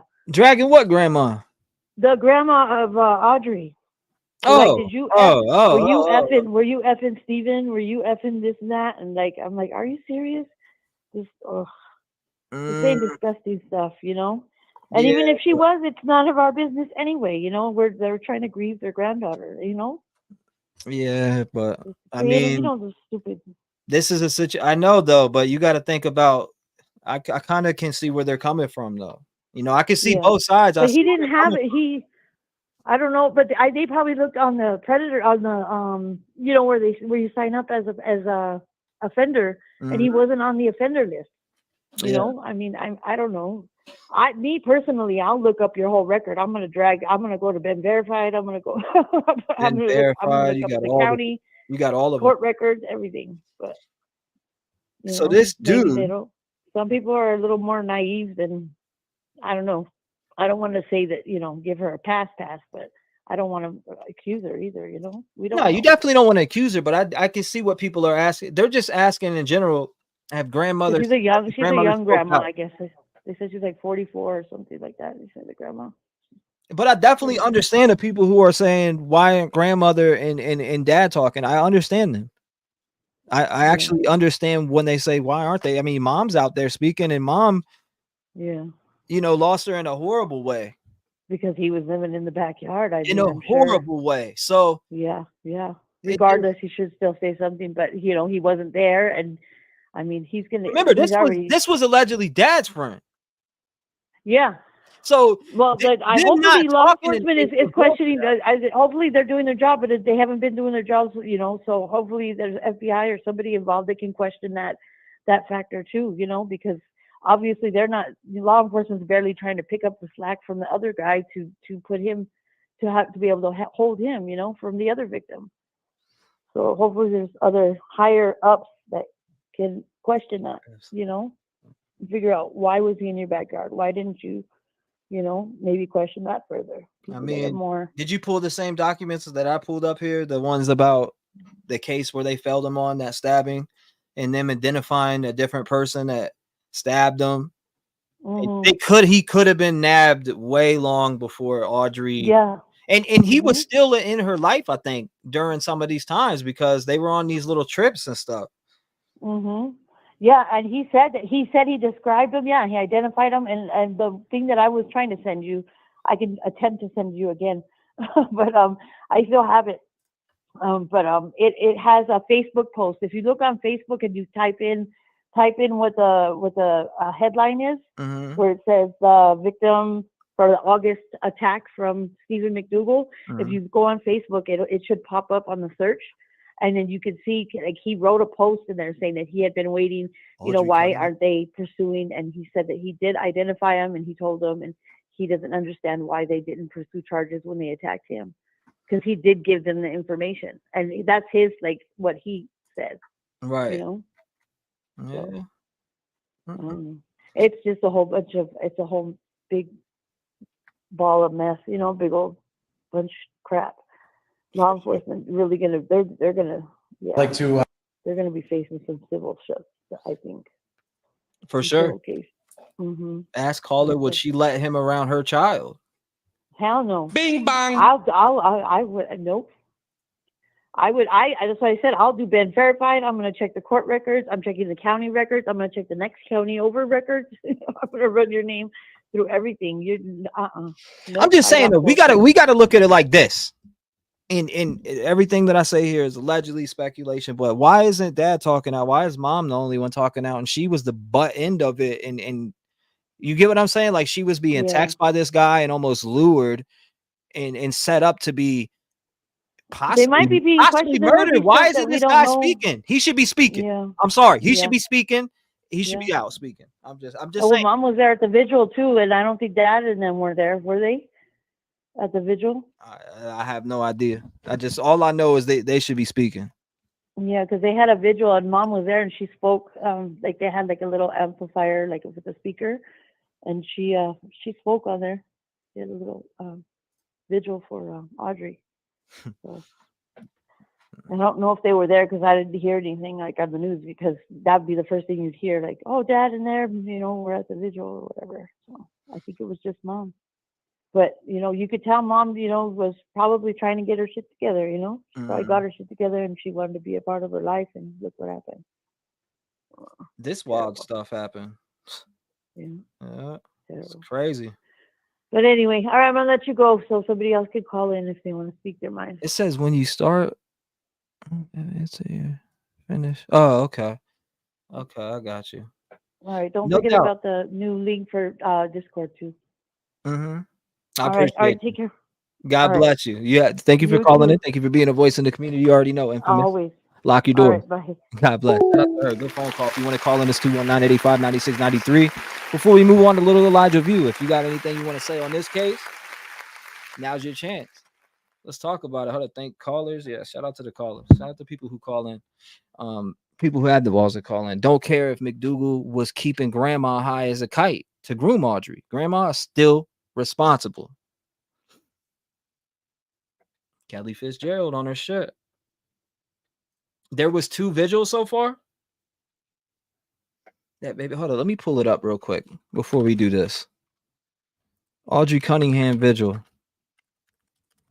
Let's do that, right? Audrey Cunningham vigil. You said it was on Grizzy, huh? I got you. Audrey Cunningham vigil. Let's see who's there. Let's get a little nosy. You said it was where now? Grizzy? Checking it right now as we speak. 1 second. There she's out here at this spot, huh? When was it? When was the actual the visual that you guys are talking about? The most recent one. For some reason, I didn't see it. I'm looking for it as we speak, though. I have the page up. I'm about to drag it over here on this side so you guys can see once I find it. No, that's not it. This is something else. That's not it. Child abduction. 9-year-old child abduction in Wilmer, Texas. Challenger, Texas plate TGF 1548. Victim is 9-year-old Hispanic female Jaslyn Mendez and 5-year-old Hispanic male Gianni Mendez. Suspect is a 26-year-old Hispanic female Jacqueline Hernandez. Maybe they got her already, hopefully. That was posted a couple days ago, but if I see one, I'm gonna read it. I'm not. Okay, Audrey's. Okay. We'll watch it. We'll check it out. I got it right here. 845. You're live. Talk to me. Awesome. Great. All right. Hold on. Here it is. Found it. We'll pull it up on Facebook. Shout out to Grizzy Hood News for getting out here and getting it. Let's check it out. It says Audrey is back in Livingston after being escorted by law enforcement from medical examiner in Houston. Oh, this ain't the vigil. But what's going on here?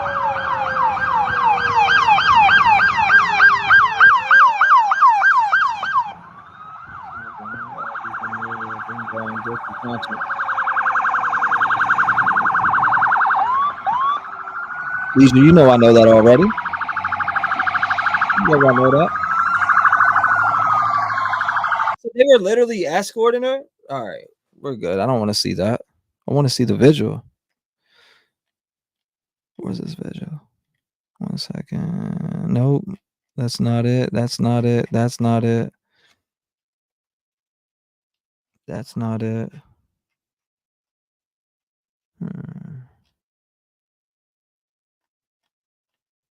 Suspect was going down easy. Damn. Free them children, leave them alone. What we know is there were two. Okay, wait, that's not it. What date is it? What date is it? Hold on, let me look in chat for the date because I feel like I'm on a wild goose chase right now. I feel like I'm on a wild goose chase. You said not Grizzly Hood News. Grizzly? Oh, nah. We're good. Nope, I'm not getting struck. I'm good. We'll pass on that. I see one right here though. We'll pull it up. Nope.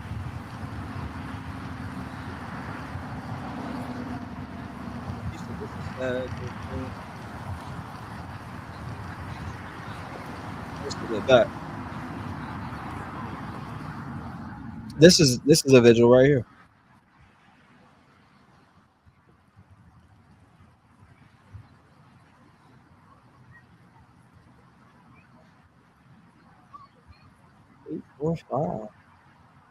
You said this was mom's visual.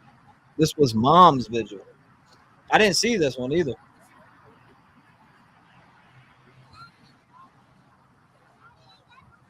Yeah, I can't see.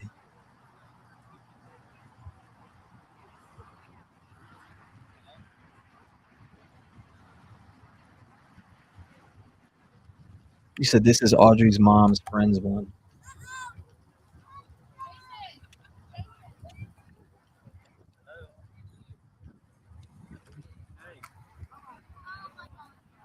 Newest.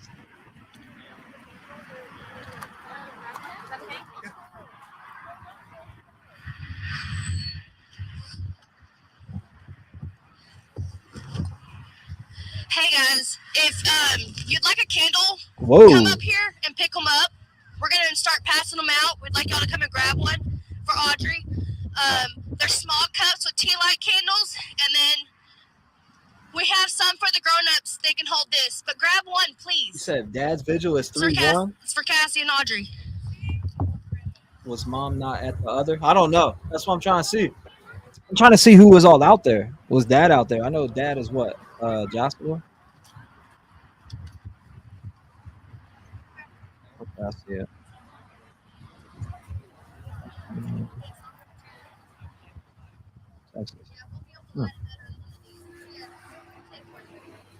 Took the page down, huh? That's crazy.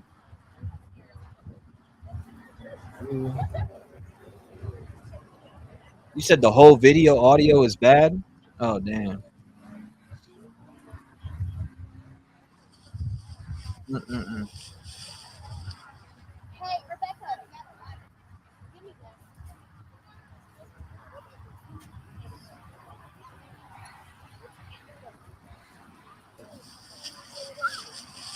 It must be hot out there, huh? The audio is terrible on this video. Dad not at mom's vigil, but you said dad was not at mom's vigil, but some of his family were there. So dad not at none of the visuals? What's going on with that? Is it because he feels attacked or what? But then again, if you think about it, if you spoke out afterwards or just spoke in general, people want to hear from you. They want to know how this happened. Dad's an ass. His bestie killed his daughter. Mm-mm-mm. All right, we're gonna let's dive into a little Elijah. We could check out the visual again. I want to dive into this little the story of Elijah View again. Today's day 7. Nothing. Nothing. They didn't find anything connected with Elijah whatsoever. So let's check out this presser and see what details they want to come up off of. Maybe you guys probably already seen it, but let's check it out. Welcome everybody here to Two Rivers, Wisconsin tonight. My name is Dan Hartwig, Manitowoc County Sheriff, spelling my last name Hart. WIG. I'll be serving as a public information officer for this press conference for the Two Rivers Police Department this evening. From the time he went missing, everyone has been working tirelessly to find 3-year-old Elijah. He is our number one focus, and finding him is the top priority of every single law enforcement officer, volunteer, member of this community, and his family. We have brought in some of the best people in the country over the past week to find him. We want to thank all of our law enforcement partners, specifically our local law enforcement, Division of Criminal Investigations, FBI, local volunteer fire departments, private search and rescue, community search groups, local businesses for food donations, and Wisconsin sheriffs for providing a multitude of resources to our search for Elijah. Tonight you'll have a couple speakers before you.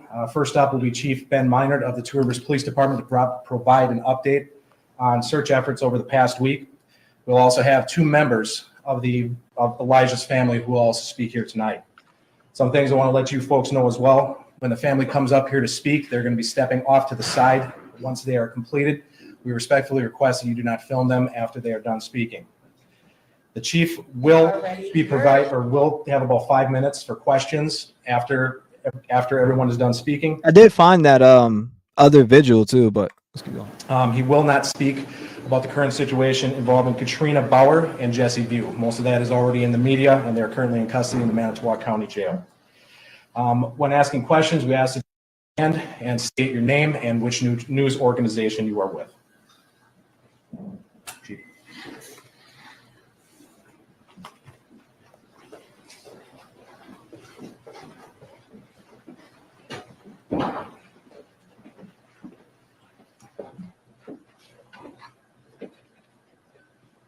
Thank you all for being here this evening. My name is Ben Meinert, BenMeinnert. I'm the chief of the Two Rivers Police Department. A child missing for any... Again, if you are just coming in, this is an update on Elijah View. We've been covering this for the last couple of streams. We just caught up on Audrey Cunningham and her mom coming out and speaking. There was a video again on Stephen McDougal. If you are just coming in, make sure you hit the like button. Make sure you subscribe to the channel. Make sure you turn on the notification bell if you're not getting any notifications and you're like, what the hell is going on? That's all you got to do is subscribe and resubscribe, or unsubscribe and resubscribe. That should fix it. And you have to hit the bell and turn on all, and that'll fix it. But again, right now we are covering Elijah View. He's missing 7 days. 7 days he's been gone. There's 2 people in custody with a $15,000 bond and a $20,000 bond. You got Katrina Bauer, and then you got Jesse Wang. They're both being held on child abuse charges. We went over the PCA here last night. We talked about the details within this PCA, and it was some crucifying details in this PCA, ladies and gentlemen. Not only did this guy say that he changed his diaper only once a day, but he tortured the little boy with cold water. Yeah, you might be tripping out. Maybe you haven't heard the story, but yeah, he tortured him with cold water. He made him stand in a corner for 3 hours. We're talking about a 3-year-old little boy. 3 hours of standing in the corner. What else went on? Right? They're horrifying. I'm talking, these details are horrifying. And it'll make anybody's stomach rumble that has a heart. Terrifying. The amount of time is everyone's worst nightmare. That's why we're here today.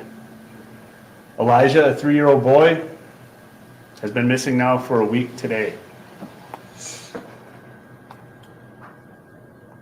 For the past week, we've utilized hundreds of resources, worked around the clock in our attempts to bring Elijah home. Right now, I'd like to bring everybody just up to speed with our search for Elijah and how that went. Elijah was reported a week ago today, like I said, around 11 a.m. in the 3900 block of Mishicot Road here in Two Rivers. Everyone searched for Elijah on that day. And I mean everyone. Our police department, first responders responded out. It's not necessarily an unusual incident to have a missing child. Usually we find them right away. Nearly immediately, we realized that we needed more resources. Every officer, including myself, was out searching that day for Elijah. When we needed more help, we reached out to the fire department and our Department of Public Works. Soon after that, we got some information stating that Elijah may have gone missing at 8 a.m. When we received that information, my assistant chief, Melissa Wiesner, she's a former lead investigator, and she's worked many child cases. I entrusted her, and I knew she had the wherewithal to reach out immediately to places like A Child is Missing, our National Center for Missing and Exploited Children. She put out numerous alerts, including missing and endangered alerts, Ring neighborhood alerts, and local emergency alerts. That included an Amber Alert. I know there's been some question about an Amber Alert on that day and why. This child was 3 years old and was reported missing on a cold winter temperature day with only a blanket and possibly light clothing. And we knew at that time possibly 3 to 4 hours. I define that as endangered. I immediately reached out with the assistance of my staff to the Division of Criminal Investigation. This is not about me. This has always been about bringing Elijah home, and quickly. They led that investigation into his whereabouts with the support of our FBI.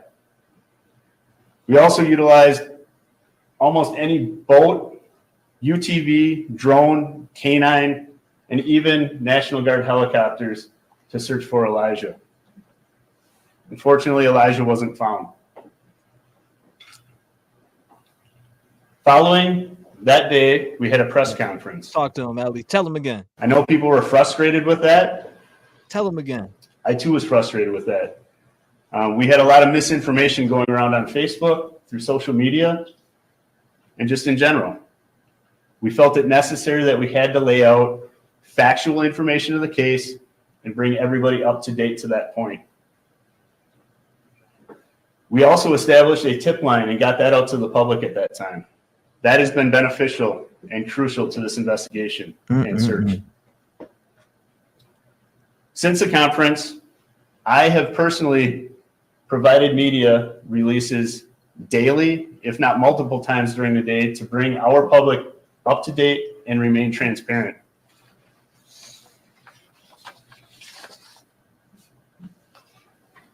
I will pull up some things, Jen, and go over them after this video. I have some information on here if you haven't heard about this case in general, so I can show you some stuff from this case that, you know, as far as details and timeline, etc.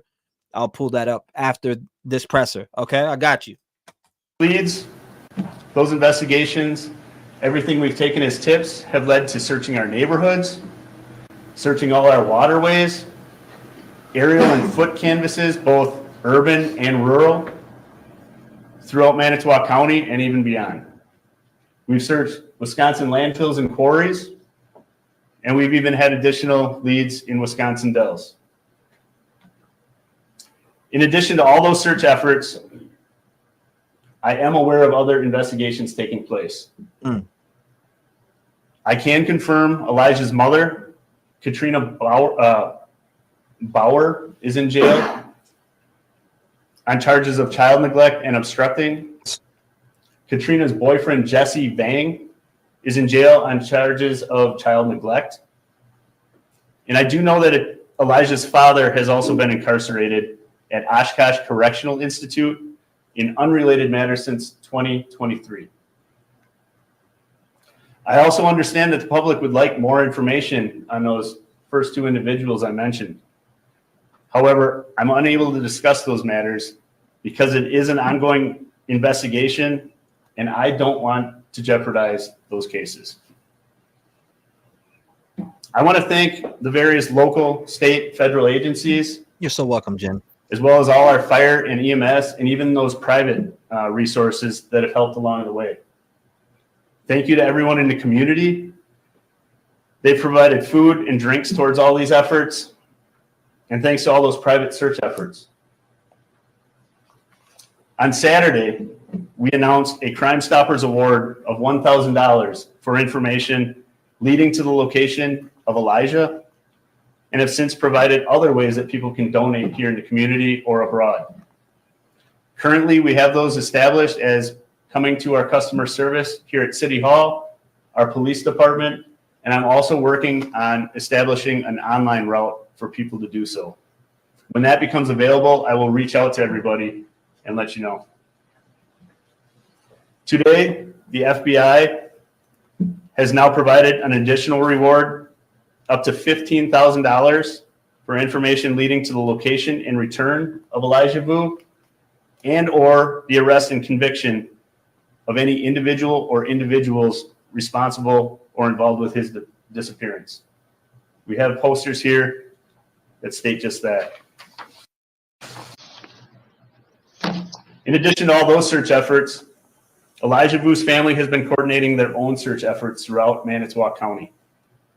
They're here today and they'd like to provide a statement. 15,000 for his. I'd like to bring those members of Elijah's family out to make those statements for Welcome, Angel. Those creatures, you said those creatures are not parents and do not deserve the right to be called mom or dad. Sweet Pea says, notice he said those cases, they have something on both. Oh my God. I'm glad you pointed that out, because I did hear that, but I'm making that connection is always great, especially knowing if they're both involved. Did she go over there and was there something planned? Right? Was there something planned that they did? I don't know. I don't know. But I find it hard to believe that she wasn't there. And that's kind of where they called her in a lie, right? They called her in a lie because she said that she was at the location and she wasn't. Or she said that she wasn't in that area. I'm sorry. And she was. So she told conflicting stories to the officers and got caught in a lie, said she wasn't in the area. And again, she was. We could definitely go over that PCA. Those dirty details about cold water and all that are all in that PCA. He literally said he changed this baby's diaper once a day. Just imagine a 3-year-old that wears a diaper that's not potty trained, that is absolutely just going to the bathroom in their diaper all day long, and you only change it once a day. That is foul. Not only is it foul, that's abuse. Not only is it abuse, but that means they shouldn't be in your damn custody. That's what that means.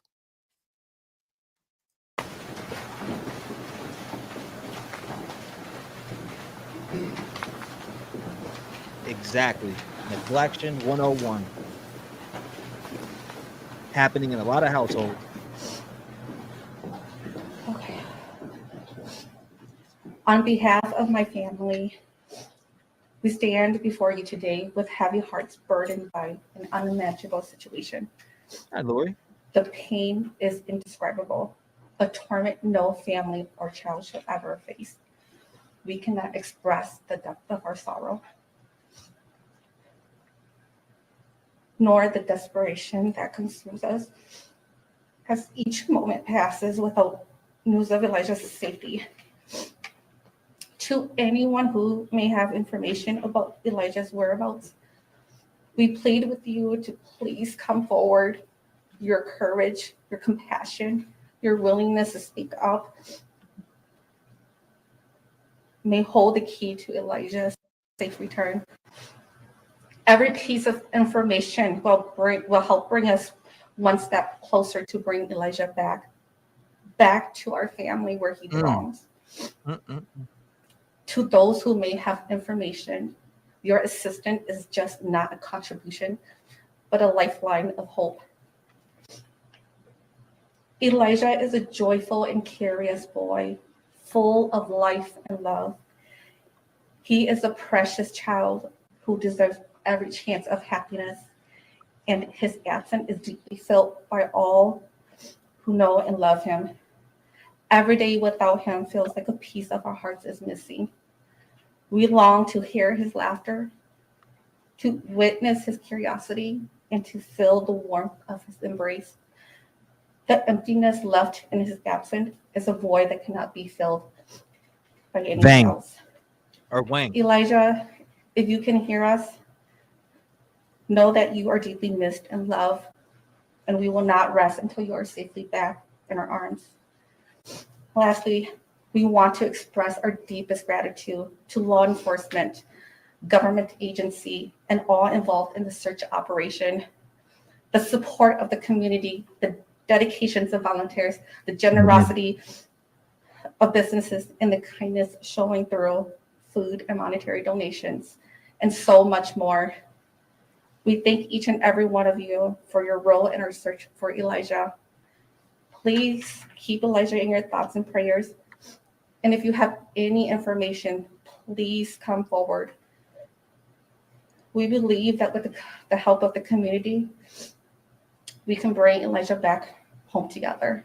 Thank you.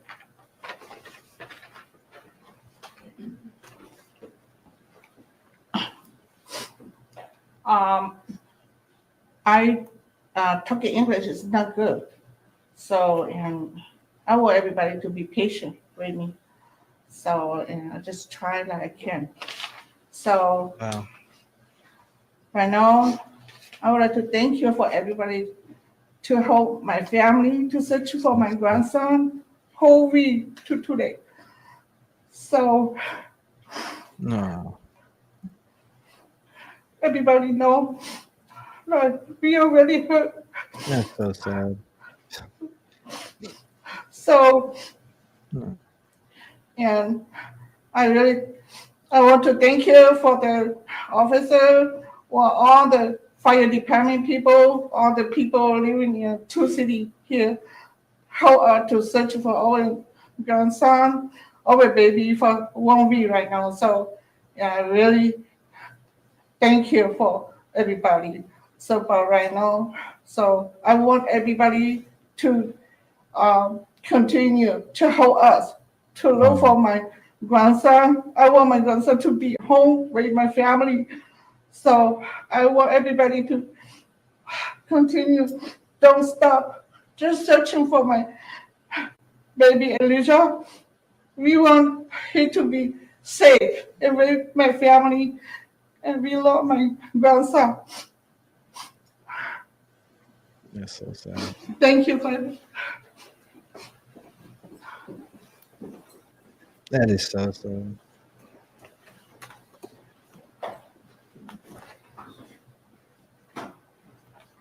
I'd like to thank the Vu family for being here. I have time for some questions, as the sheriff announced earlier. I won't be able to talk about the investigation of the case, but I will answer whatever questions I can. I have a couple. Chief Emily Tessick from Fox 11. When was the last time someone other than Jesse Bang saw Elijah? What was the last time he was seen by someone other than someone who's arrested in the case? Right, we've gotten that question a lot. I appreciate that question. What I will say is the reason that we've been seeking out to the public to request all the information that we are is because we are following up on every lead, tip, etc.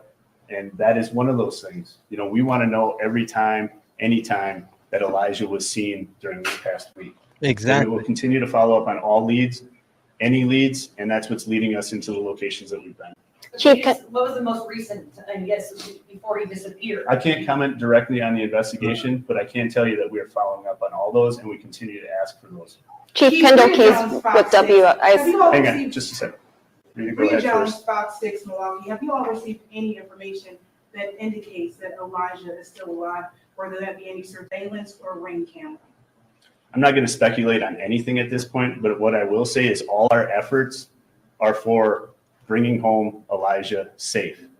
I believe that all our efforts thus far have done just that. We've reached out to hundreds and hundreds of resources over this week's time span, and they're all dedicated to bringing him home, and we'll continue to follow up on any leads to do so. Chief Kendall Keys, WISN 12. Do police believe Elijah left that residence on his own? Again, I can't speculate. I will say that, again, when we're talking about the Amber Alert that we put out, people wanted me to speculate on an abduction versus endangered. At this point, what I do know is a child was missing in cold temperatures, winter temperatures in relatively little clothing and possibly a blanket. That's what we're searching for, and we'll continue to search for until I get some answers. Yeah, he was in that because oh my God. I know you asked for surveillance video. Has there been any video that shows him on his own walking, anything like that? I can't comment directly on that. What I will say is if that is in fact the case, I know that we have DCI agents, FBI agents, and local police doing just that because we're following up on all tips, any tips that relate to Elijah Vu and his return. Chief Mary Apostolakos, NBC 26, you mentioned that there are search efforts in other parts of the state. Can you speak to what those have included? You mentioned here we've been searching landfills and waterways. You said that there have been searches going on in Wisconsin Dells. What have those looked like? Well, I think what I can tell you is that you've seen and you guys have been broadcasting searches of landfills, searches of our waterways. We know that people have been out into the Dells. Those are all things that we're following up on leads on. Any lead, we'll leave no rock unturned. We're going to follow up on those leads because ultimately our goal is, again, we want to bring Elijah home. So it doesn't matter how small that lead or tip may be, please bring that to us. Contact our tip line because we will get people out there to follow up on any lead whatsoever. I think we're going to go back over here because he was asking earlier. You had spoke about misinformation before. How does misinformation spread, specifically in this case on Facebook, hinder this specific investigation and then just an investigation in general? I'm sorry, could you repeat that? The misinformation on Facebook, how does that hinder an investigation, this one specifically, and just in general? That in particular doesn't necessarily hinder the investigation. What it does is it hinders all the efforts within the community. Because again, our primary efforts here are to bring Elijah home safe. And if the public's getting misinformation, that's going to lead them awry. I want them to know the facts. Our department takes pride in remaining transparent here in Two Rivers. And that's why I'm putting out all these news releases. That's why I'm having a news conference with you today, is because I want the public to know the facts, just the facts, and be up to date with those facts so they can continue their own searches. We're appreciative of those. I'm also appreciative of all the resources that we're focusing on throughout Manitowoc and beyond. Can you talk about the toll this has taken on your I'm sorry, department? can we take another question over here? I'd like to spread this around. Samantha Valley, WBAY News. Have you been able to find any items that Elijah was last wearing? We have video of people collecting evidence, potentially might be that dinosaur shoe that was missing. Right. I can't comment on exactly what has been taken or would not be taken. I don't know the investigation issues there as far as how that plays out. What I do know is that we're continuing to search for any of those items that you're talking about. So basically, you guys have all seen the photo of Elijah. We've mentioned that he may have had dinosaur print shoes, a red plaid blanket, and in the clothing description. We are still looking for anybody that has. I don't believe that, Michelle. I don't believe that, because any right person, if they seen a little kid that was possibly 3 years old out on their own, I feel that any adult that has a heart in their right mind, seen a little 3-year-old outside with a blanket, barely anything on, they would stop and help that. They would pull over, right? Come on now, you're gonna pull over and help, correct? That's common sense. So I mean, for me, it's just saying, hey, did this kid get out, or is this fishy? And it's fishy, and obviously they're lying about stuff, and that's why they're in jail. Tips on any of that stuff, because we will follow up on it and we will try to figure out if it is related to Elijah Vu. Where do you go from here? Is there still? I'm sorry, can we go here? Last question. Yeah, Chief Minor, Cecile Toe from Local 5 News. A week after he's gone missing, how confident are you that Elijah is still alive? Again, I'm not going to speculate. What I'm going to do is continue to search for Elijah Vu. We are doing everything in our efforts, believing that he is still out there. We will find him and we will bring him home. That's what we're searching for. And really, anybody in the community, anybody beyond, this is not related to just Two Rivers. This is abroad. So even outside of the Two Rivers community, I ask everybody in the state and beyond, really just start looking at your property. That's what you can do as a person, not right here physically. If you're looking for something to do, first check your property, then get involved in some of these other search efforts. That would help us a great deal. And again, reach out to that tip line, come back to us. They know. I'm sorry, but I'm looking at a police force that knows this kid's something's horribly wrong. They got sealed records for F's sake. I mean, come on now. There's sealed records here. You think those sealed records are sealed for a reason? Again, always refer back when looking at this case and specifically, refer back to Quentin Simon. They plowed the hell out of that landfill for a reason. They're plowing the hell out of that landfill for a reason here too. They believe that he was in a trash can. That's what I think. Allegedly, I'm speculating, but a dinosaur shoe?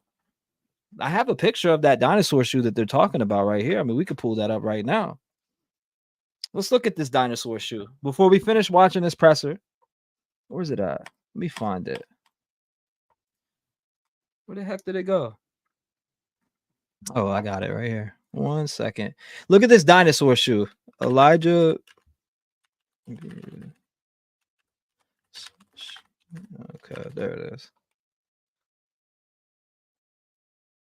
I thought that was it. Hold up. Where'd it go? I have it on here somewhere. I actually have the picture of the dinosaur shoe on here. I'm just gonna find it real quick. Found. It was on the news. And I'm pretty sure that Guidance sent it to me when we first started covering it. I'll pull it up here in 1 second. And provide us with any tips, and we will follow up on them. Do investigators have a reason to believe at this point that there's anyone else involved in his disappearance? I was just gonna read. I'm sorry. That was the last question. I will just close with, I'd like to thank you, everyone, for being here today. You've heard pleas from the family now. We echo those same pleas. Since our number one, our priority has always been, I keep repeating it, to bring Elijah home. I'm asking everyone to continue in their searches, continue to contact our tip line, report anything at all that you feel may help us bring Elijah home. Everyone has been affected by this deal, this incident a great deal. This is a close-knit Two Rivers community. We're all devastated. We want answers. You want answers.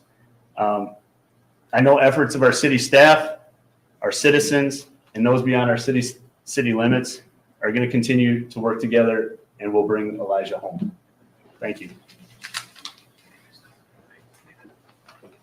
Hold on, what's he gonna say?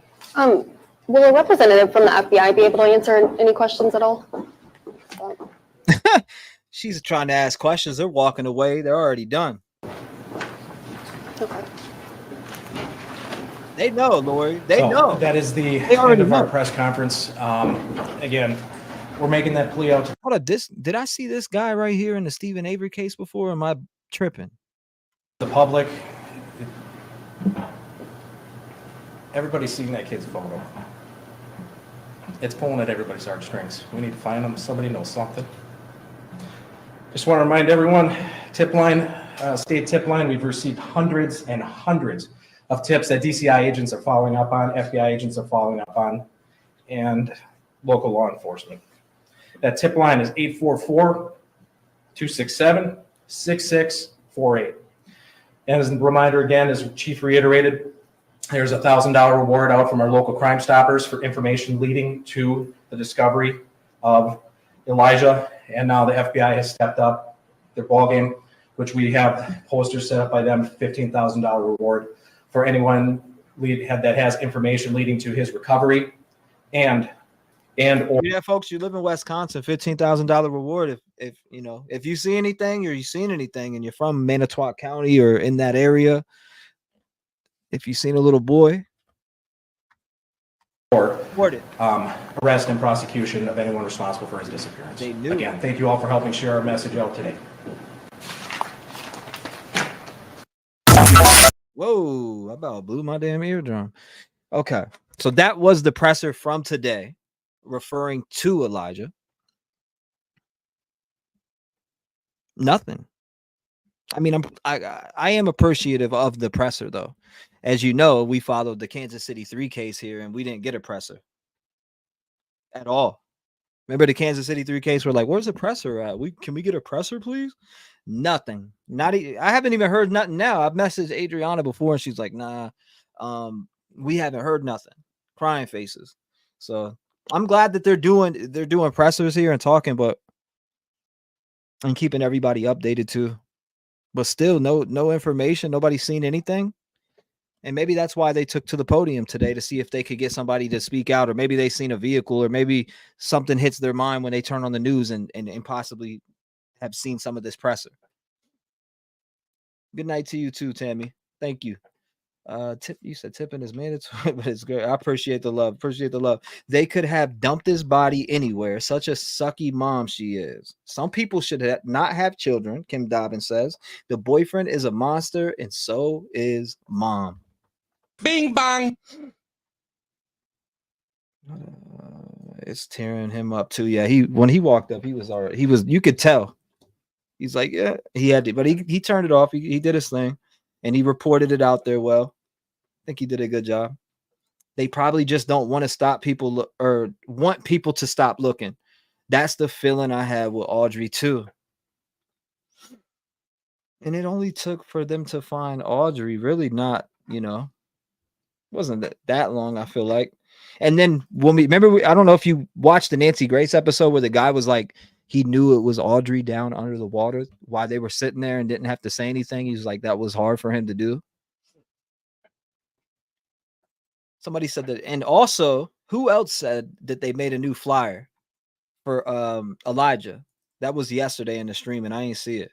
But we'll go over this one for people who are just looking at this case. Check it out. Hold up. Let's zoom in and let's read through this. Now it says Elijah View 2/24/2024. This flyer was made. There's probably an updated one, but I want to read this to the people who are coming in or maybe just getting familiar with this case. 2/6/24 or 2/16/2024. Photo of Elijah and Jesse allegedly at a car shop. We cannot confirm this was 100% them, even though it was confirmed by the shop owner. Now on 2/20/2024, Jesse allegedly took his older child to school, came home, took a nap, and by 11, when he woke up, Elijah was gone and Jesse reported him missing. On 2/20/2024, items were found that resembled Elijah's. We cannot confirm if they are his 100%. 2/20/2024, Jesse View, Elijah's caretaker, was taken into custody at 11:48 p.m. at night. 2/21/2024, Katrina Bauer, Elijah's mother, was taken into custody at 3:48 a.m. 2/22/2024, landfill search started. 2/23/2024. So what did they? I have to come back and look at this, because what happened from here to here that they're searching a landfill. So from 2/20 to 2/20, to 2/20/22, they're searching a landfill for baby Elijah. I mean, flashbacks to Quentin Simon much? Because they were searching a landfill, but the other thing about them when they searched that landfill is actually Leilani wasn't arrested yet, right? She wasn't arrested at all. People were following her around and finding her at hotels, calling her baby killer and all different types of shit. I remember that time. But again, if you bounce back and look at that case and compare it to this one, they searched that landfill for a reason. These cops know something. They have records sealed for a reason, because there is some details in there. There is some details in there about something, about a crime. There's something they seen signs of something. They had to have. Why not? I mean, why else would you search a landfill? Again, 2/23/2024. So they searched that landfill on the 22nd, and they've been searching it. They started on the 22nd. February 23rd of 2024, Katrina was charged with the party to child neglect, and bail was set to $15,000. And Jesse was charged with child neglect, and his bail was set to $20,000. We also know Katrina has lied about her locations. We do not know which location, but she did say Katrina was not present when Elijah went missing. We know that Jimmy View is Elijah's father, who has been incarcerated before Elijah went missing. We know that Katrina sent Elijah to Jesse's home for disciplinary reasons. And we know that Elijah's family is asking anyone and everyone to keep searching on foot for Elijah. There is a group discussion and meeting place at the Makita movie theater in Manitowoc Mornings at 9 a.m. So if you live out that area, and you want to join the search for baby Elijah, right here again, we know Elijah's family is asking anyone and everyone to keep searching on foot for Elijah. There is a group discussion and meeting place at the Makito movie theater in Manitowoc mornings at 9 a.m. I don't know if they changed that, but there's baby Elijah. It looks just like Quentin Simon too, spitting image of him. Just like him. I mean, just like him. That baby boy looks like Quentin Simon. Sweating again, Sasha said. Still no presser with the KC3. Absolutely not. None whatsoever. I feel the carrier. You said I feel the carrier. What? Place the slipper there. Hold up. They're way before. Oh, I got what you're saying. Elijah was supposedly missing. Did it to throw everyone off, in my opinion. Just my opinion. You might be right about that. What's going on, Tara? You said 800 or 880,000 plus children go missing every year in America. U.S., they put it down as runaways so they don't look. You said that. Or then soon stopped when 9-month-old babies were going missing. Soon changed their tune. Jessica Rudy says, yeah, it could be Jen. Oh, you're talking to Jen. I got you. We need Spirit Box reading on Idaho 4 again. Janet, we'll get into that. I don't mind that. You know I'm all for it. So my dad health taking a turn, stopped treatment.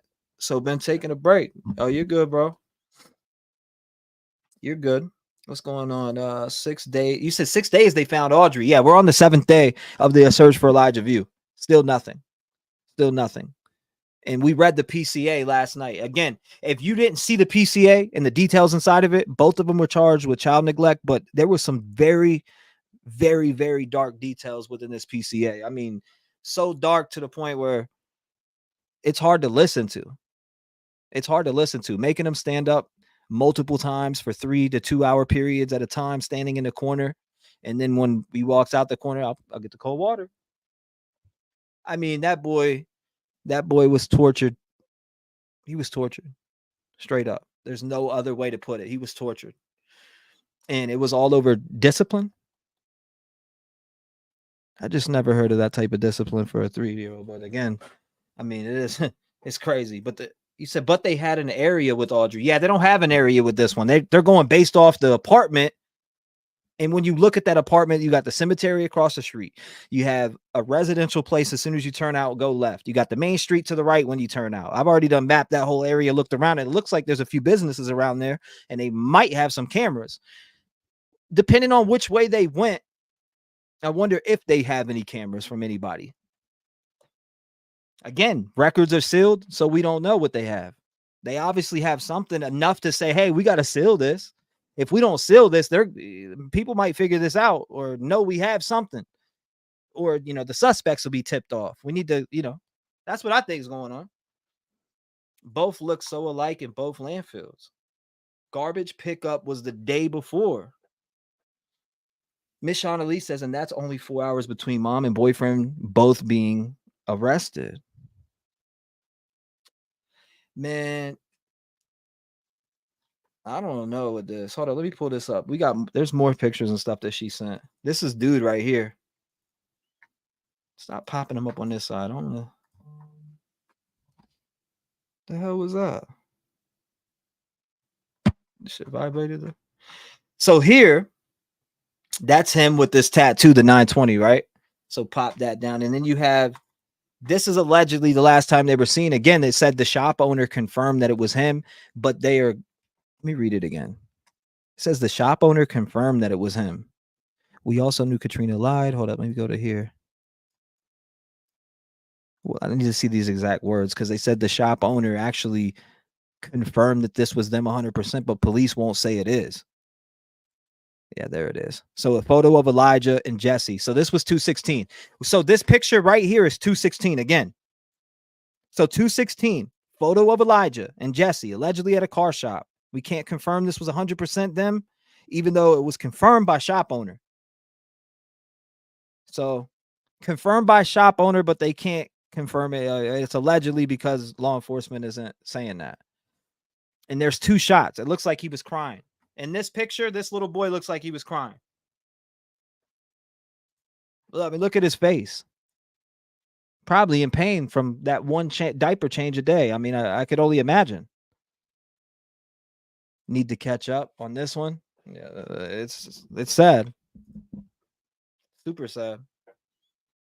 I don't know. They man looks darker. And as far as the timeline, I mean, I could read the timeline here is missing 3-year-old Elijah V. February. What's that? 623. What's going on? You're live. Hey, it's Infamous again. What's up, Infamous? I was saying you got to listen to what the law enforcement isn't saying. So, you know how he says, I'm not going to comment on that. I'm not going to comment on that. That's how you know kind of what they're not telling us that they probably do know. That you got to listen to what they're not saying. That's where you get the clues of what they already probably know. Right. Because they don't want to, they don't want to jeopardize because they can't. If it jeopardizes, the investigation, it could jeopardize them getting convicted or being able to press charges on them, and then they can get off on technicalities and all kinds of. And so that's why they're trying to find him, regardless if he's deceased or he's still alive. Because they need. That's why they're working so hard to try to find him. I mean, you could still have, pursue charges on him, but still, that's why they're so adamant. But that's all I wanted to say. Yeah, I just listen to what they're not saying, because he did say a lot. They don't question. He did say a lot. I'm not questions when they're commenting on these people. So but he was very specific on this one. I've never seen one so like, I'm not going to comment on that. I'm not going to comment. He said it a lot.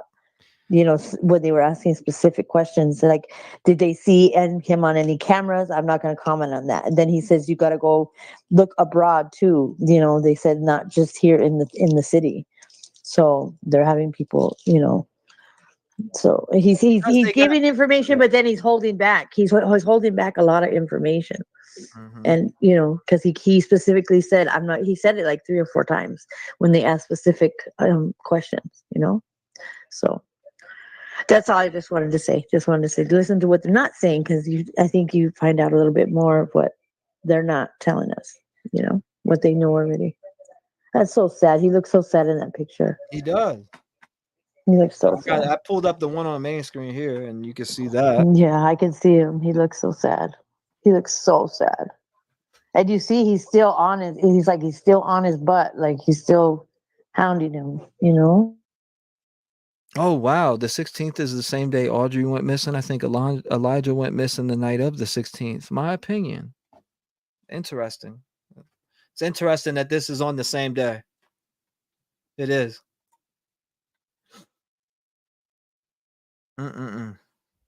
Yeah, children are definitely so vulnerable, especially to being attacked. He's grabbing his hand and looks like he's scolding him. You think he's yanking his arm like, calm down? Crazy. She said, whoa. Shout out to you, Infamous. I don't know. I'm thinking about doing a little second halftime. Genius. Children are so vulnerable. He is so unhappy and miserable. And on and on. It's a mechanic shop where Jesse Vang was getting a court-ordered interlock device installed for prior DUI convictions. So he was an alcoholic, huh? Interesting. Was alcohol involved that night, sir? Were you drinking? Oh, you changed them one time, huh? Oh, one. Okay, so you changed them once every day. Oh, did alcohol play a factor, buddy? I don't know. Those are the questions that I'd like to know, but you should blow up the picture of Elijah's gray pants. I got you. I can pull up the main picture. Let's just put through this app. Let me take it down. All right, let's put up this one. Gray pants, boom. Hold on, you talking about these, right? You said blow it up? Great. There's a bunch of stuff here too. Elijah's family needs your help. If you have any time to spare, please join our team. Team members will be in the command center all day, and walk-in volunteers are welcome and will be sent out to assigned main search groups to join us in bringing Elijah home.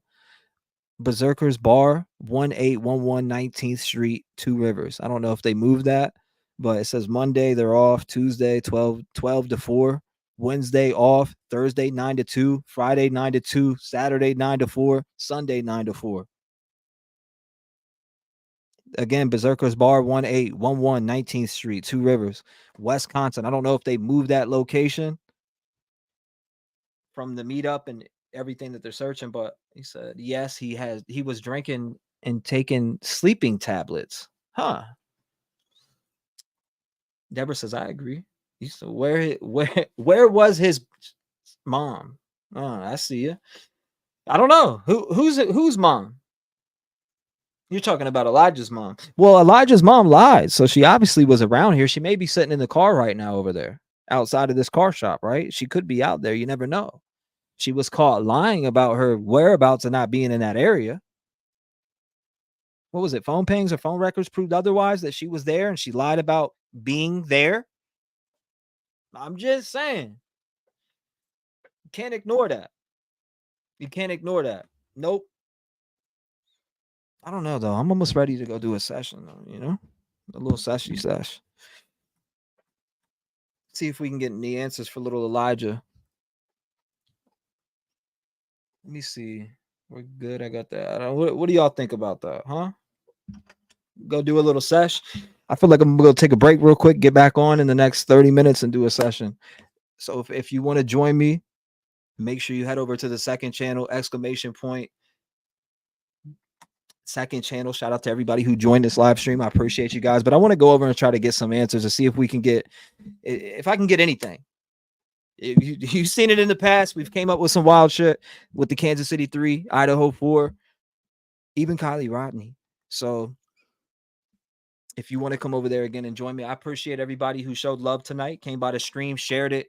Keep Elijah View's story out there. He is missing. Today is the 7th day. We are going into that 8th day right now. So share the story, join the Facebook page, share whatever videos you come across, whatever, anything, all information, anything is helpful. You never know who will see it. But if you guys want to come over to the second live, I will be on my second channel. If it's not for you, I get it. I love you guys. I appreciate the love. And I will see all of you who do join me over there in a couple minutes or in about, I'm gonna grab something to eat real quick, but I love you guys. He goes by T-REV, so we'll call him that as well. And he joins us now. Leave a comment on this. This something that we find important. Rep clean, strong, chest up. Little homie, keep your head up. You can be whatever you want. Get rid of the fake and it will let up. All my life I strive for greatness. I manifested my time with patience. People try to copy us, but respect is earned. It's not an obligation. I love the fam and they love me back, and that's why I always have it back. So I give a voice to those people who were never given a chance for them slimy cats. When you come here, you ain't a number to me. I really take time to read what I see. Don't forget to lock your doors, cause there's danger all up in these streets. Y'all really put life into the air that I breathe. I really am thankful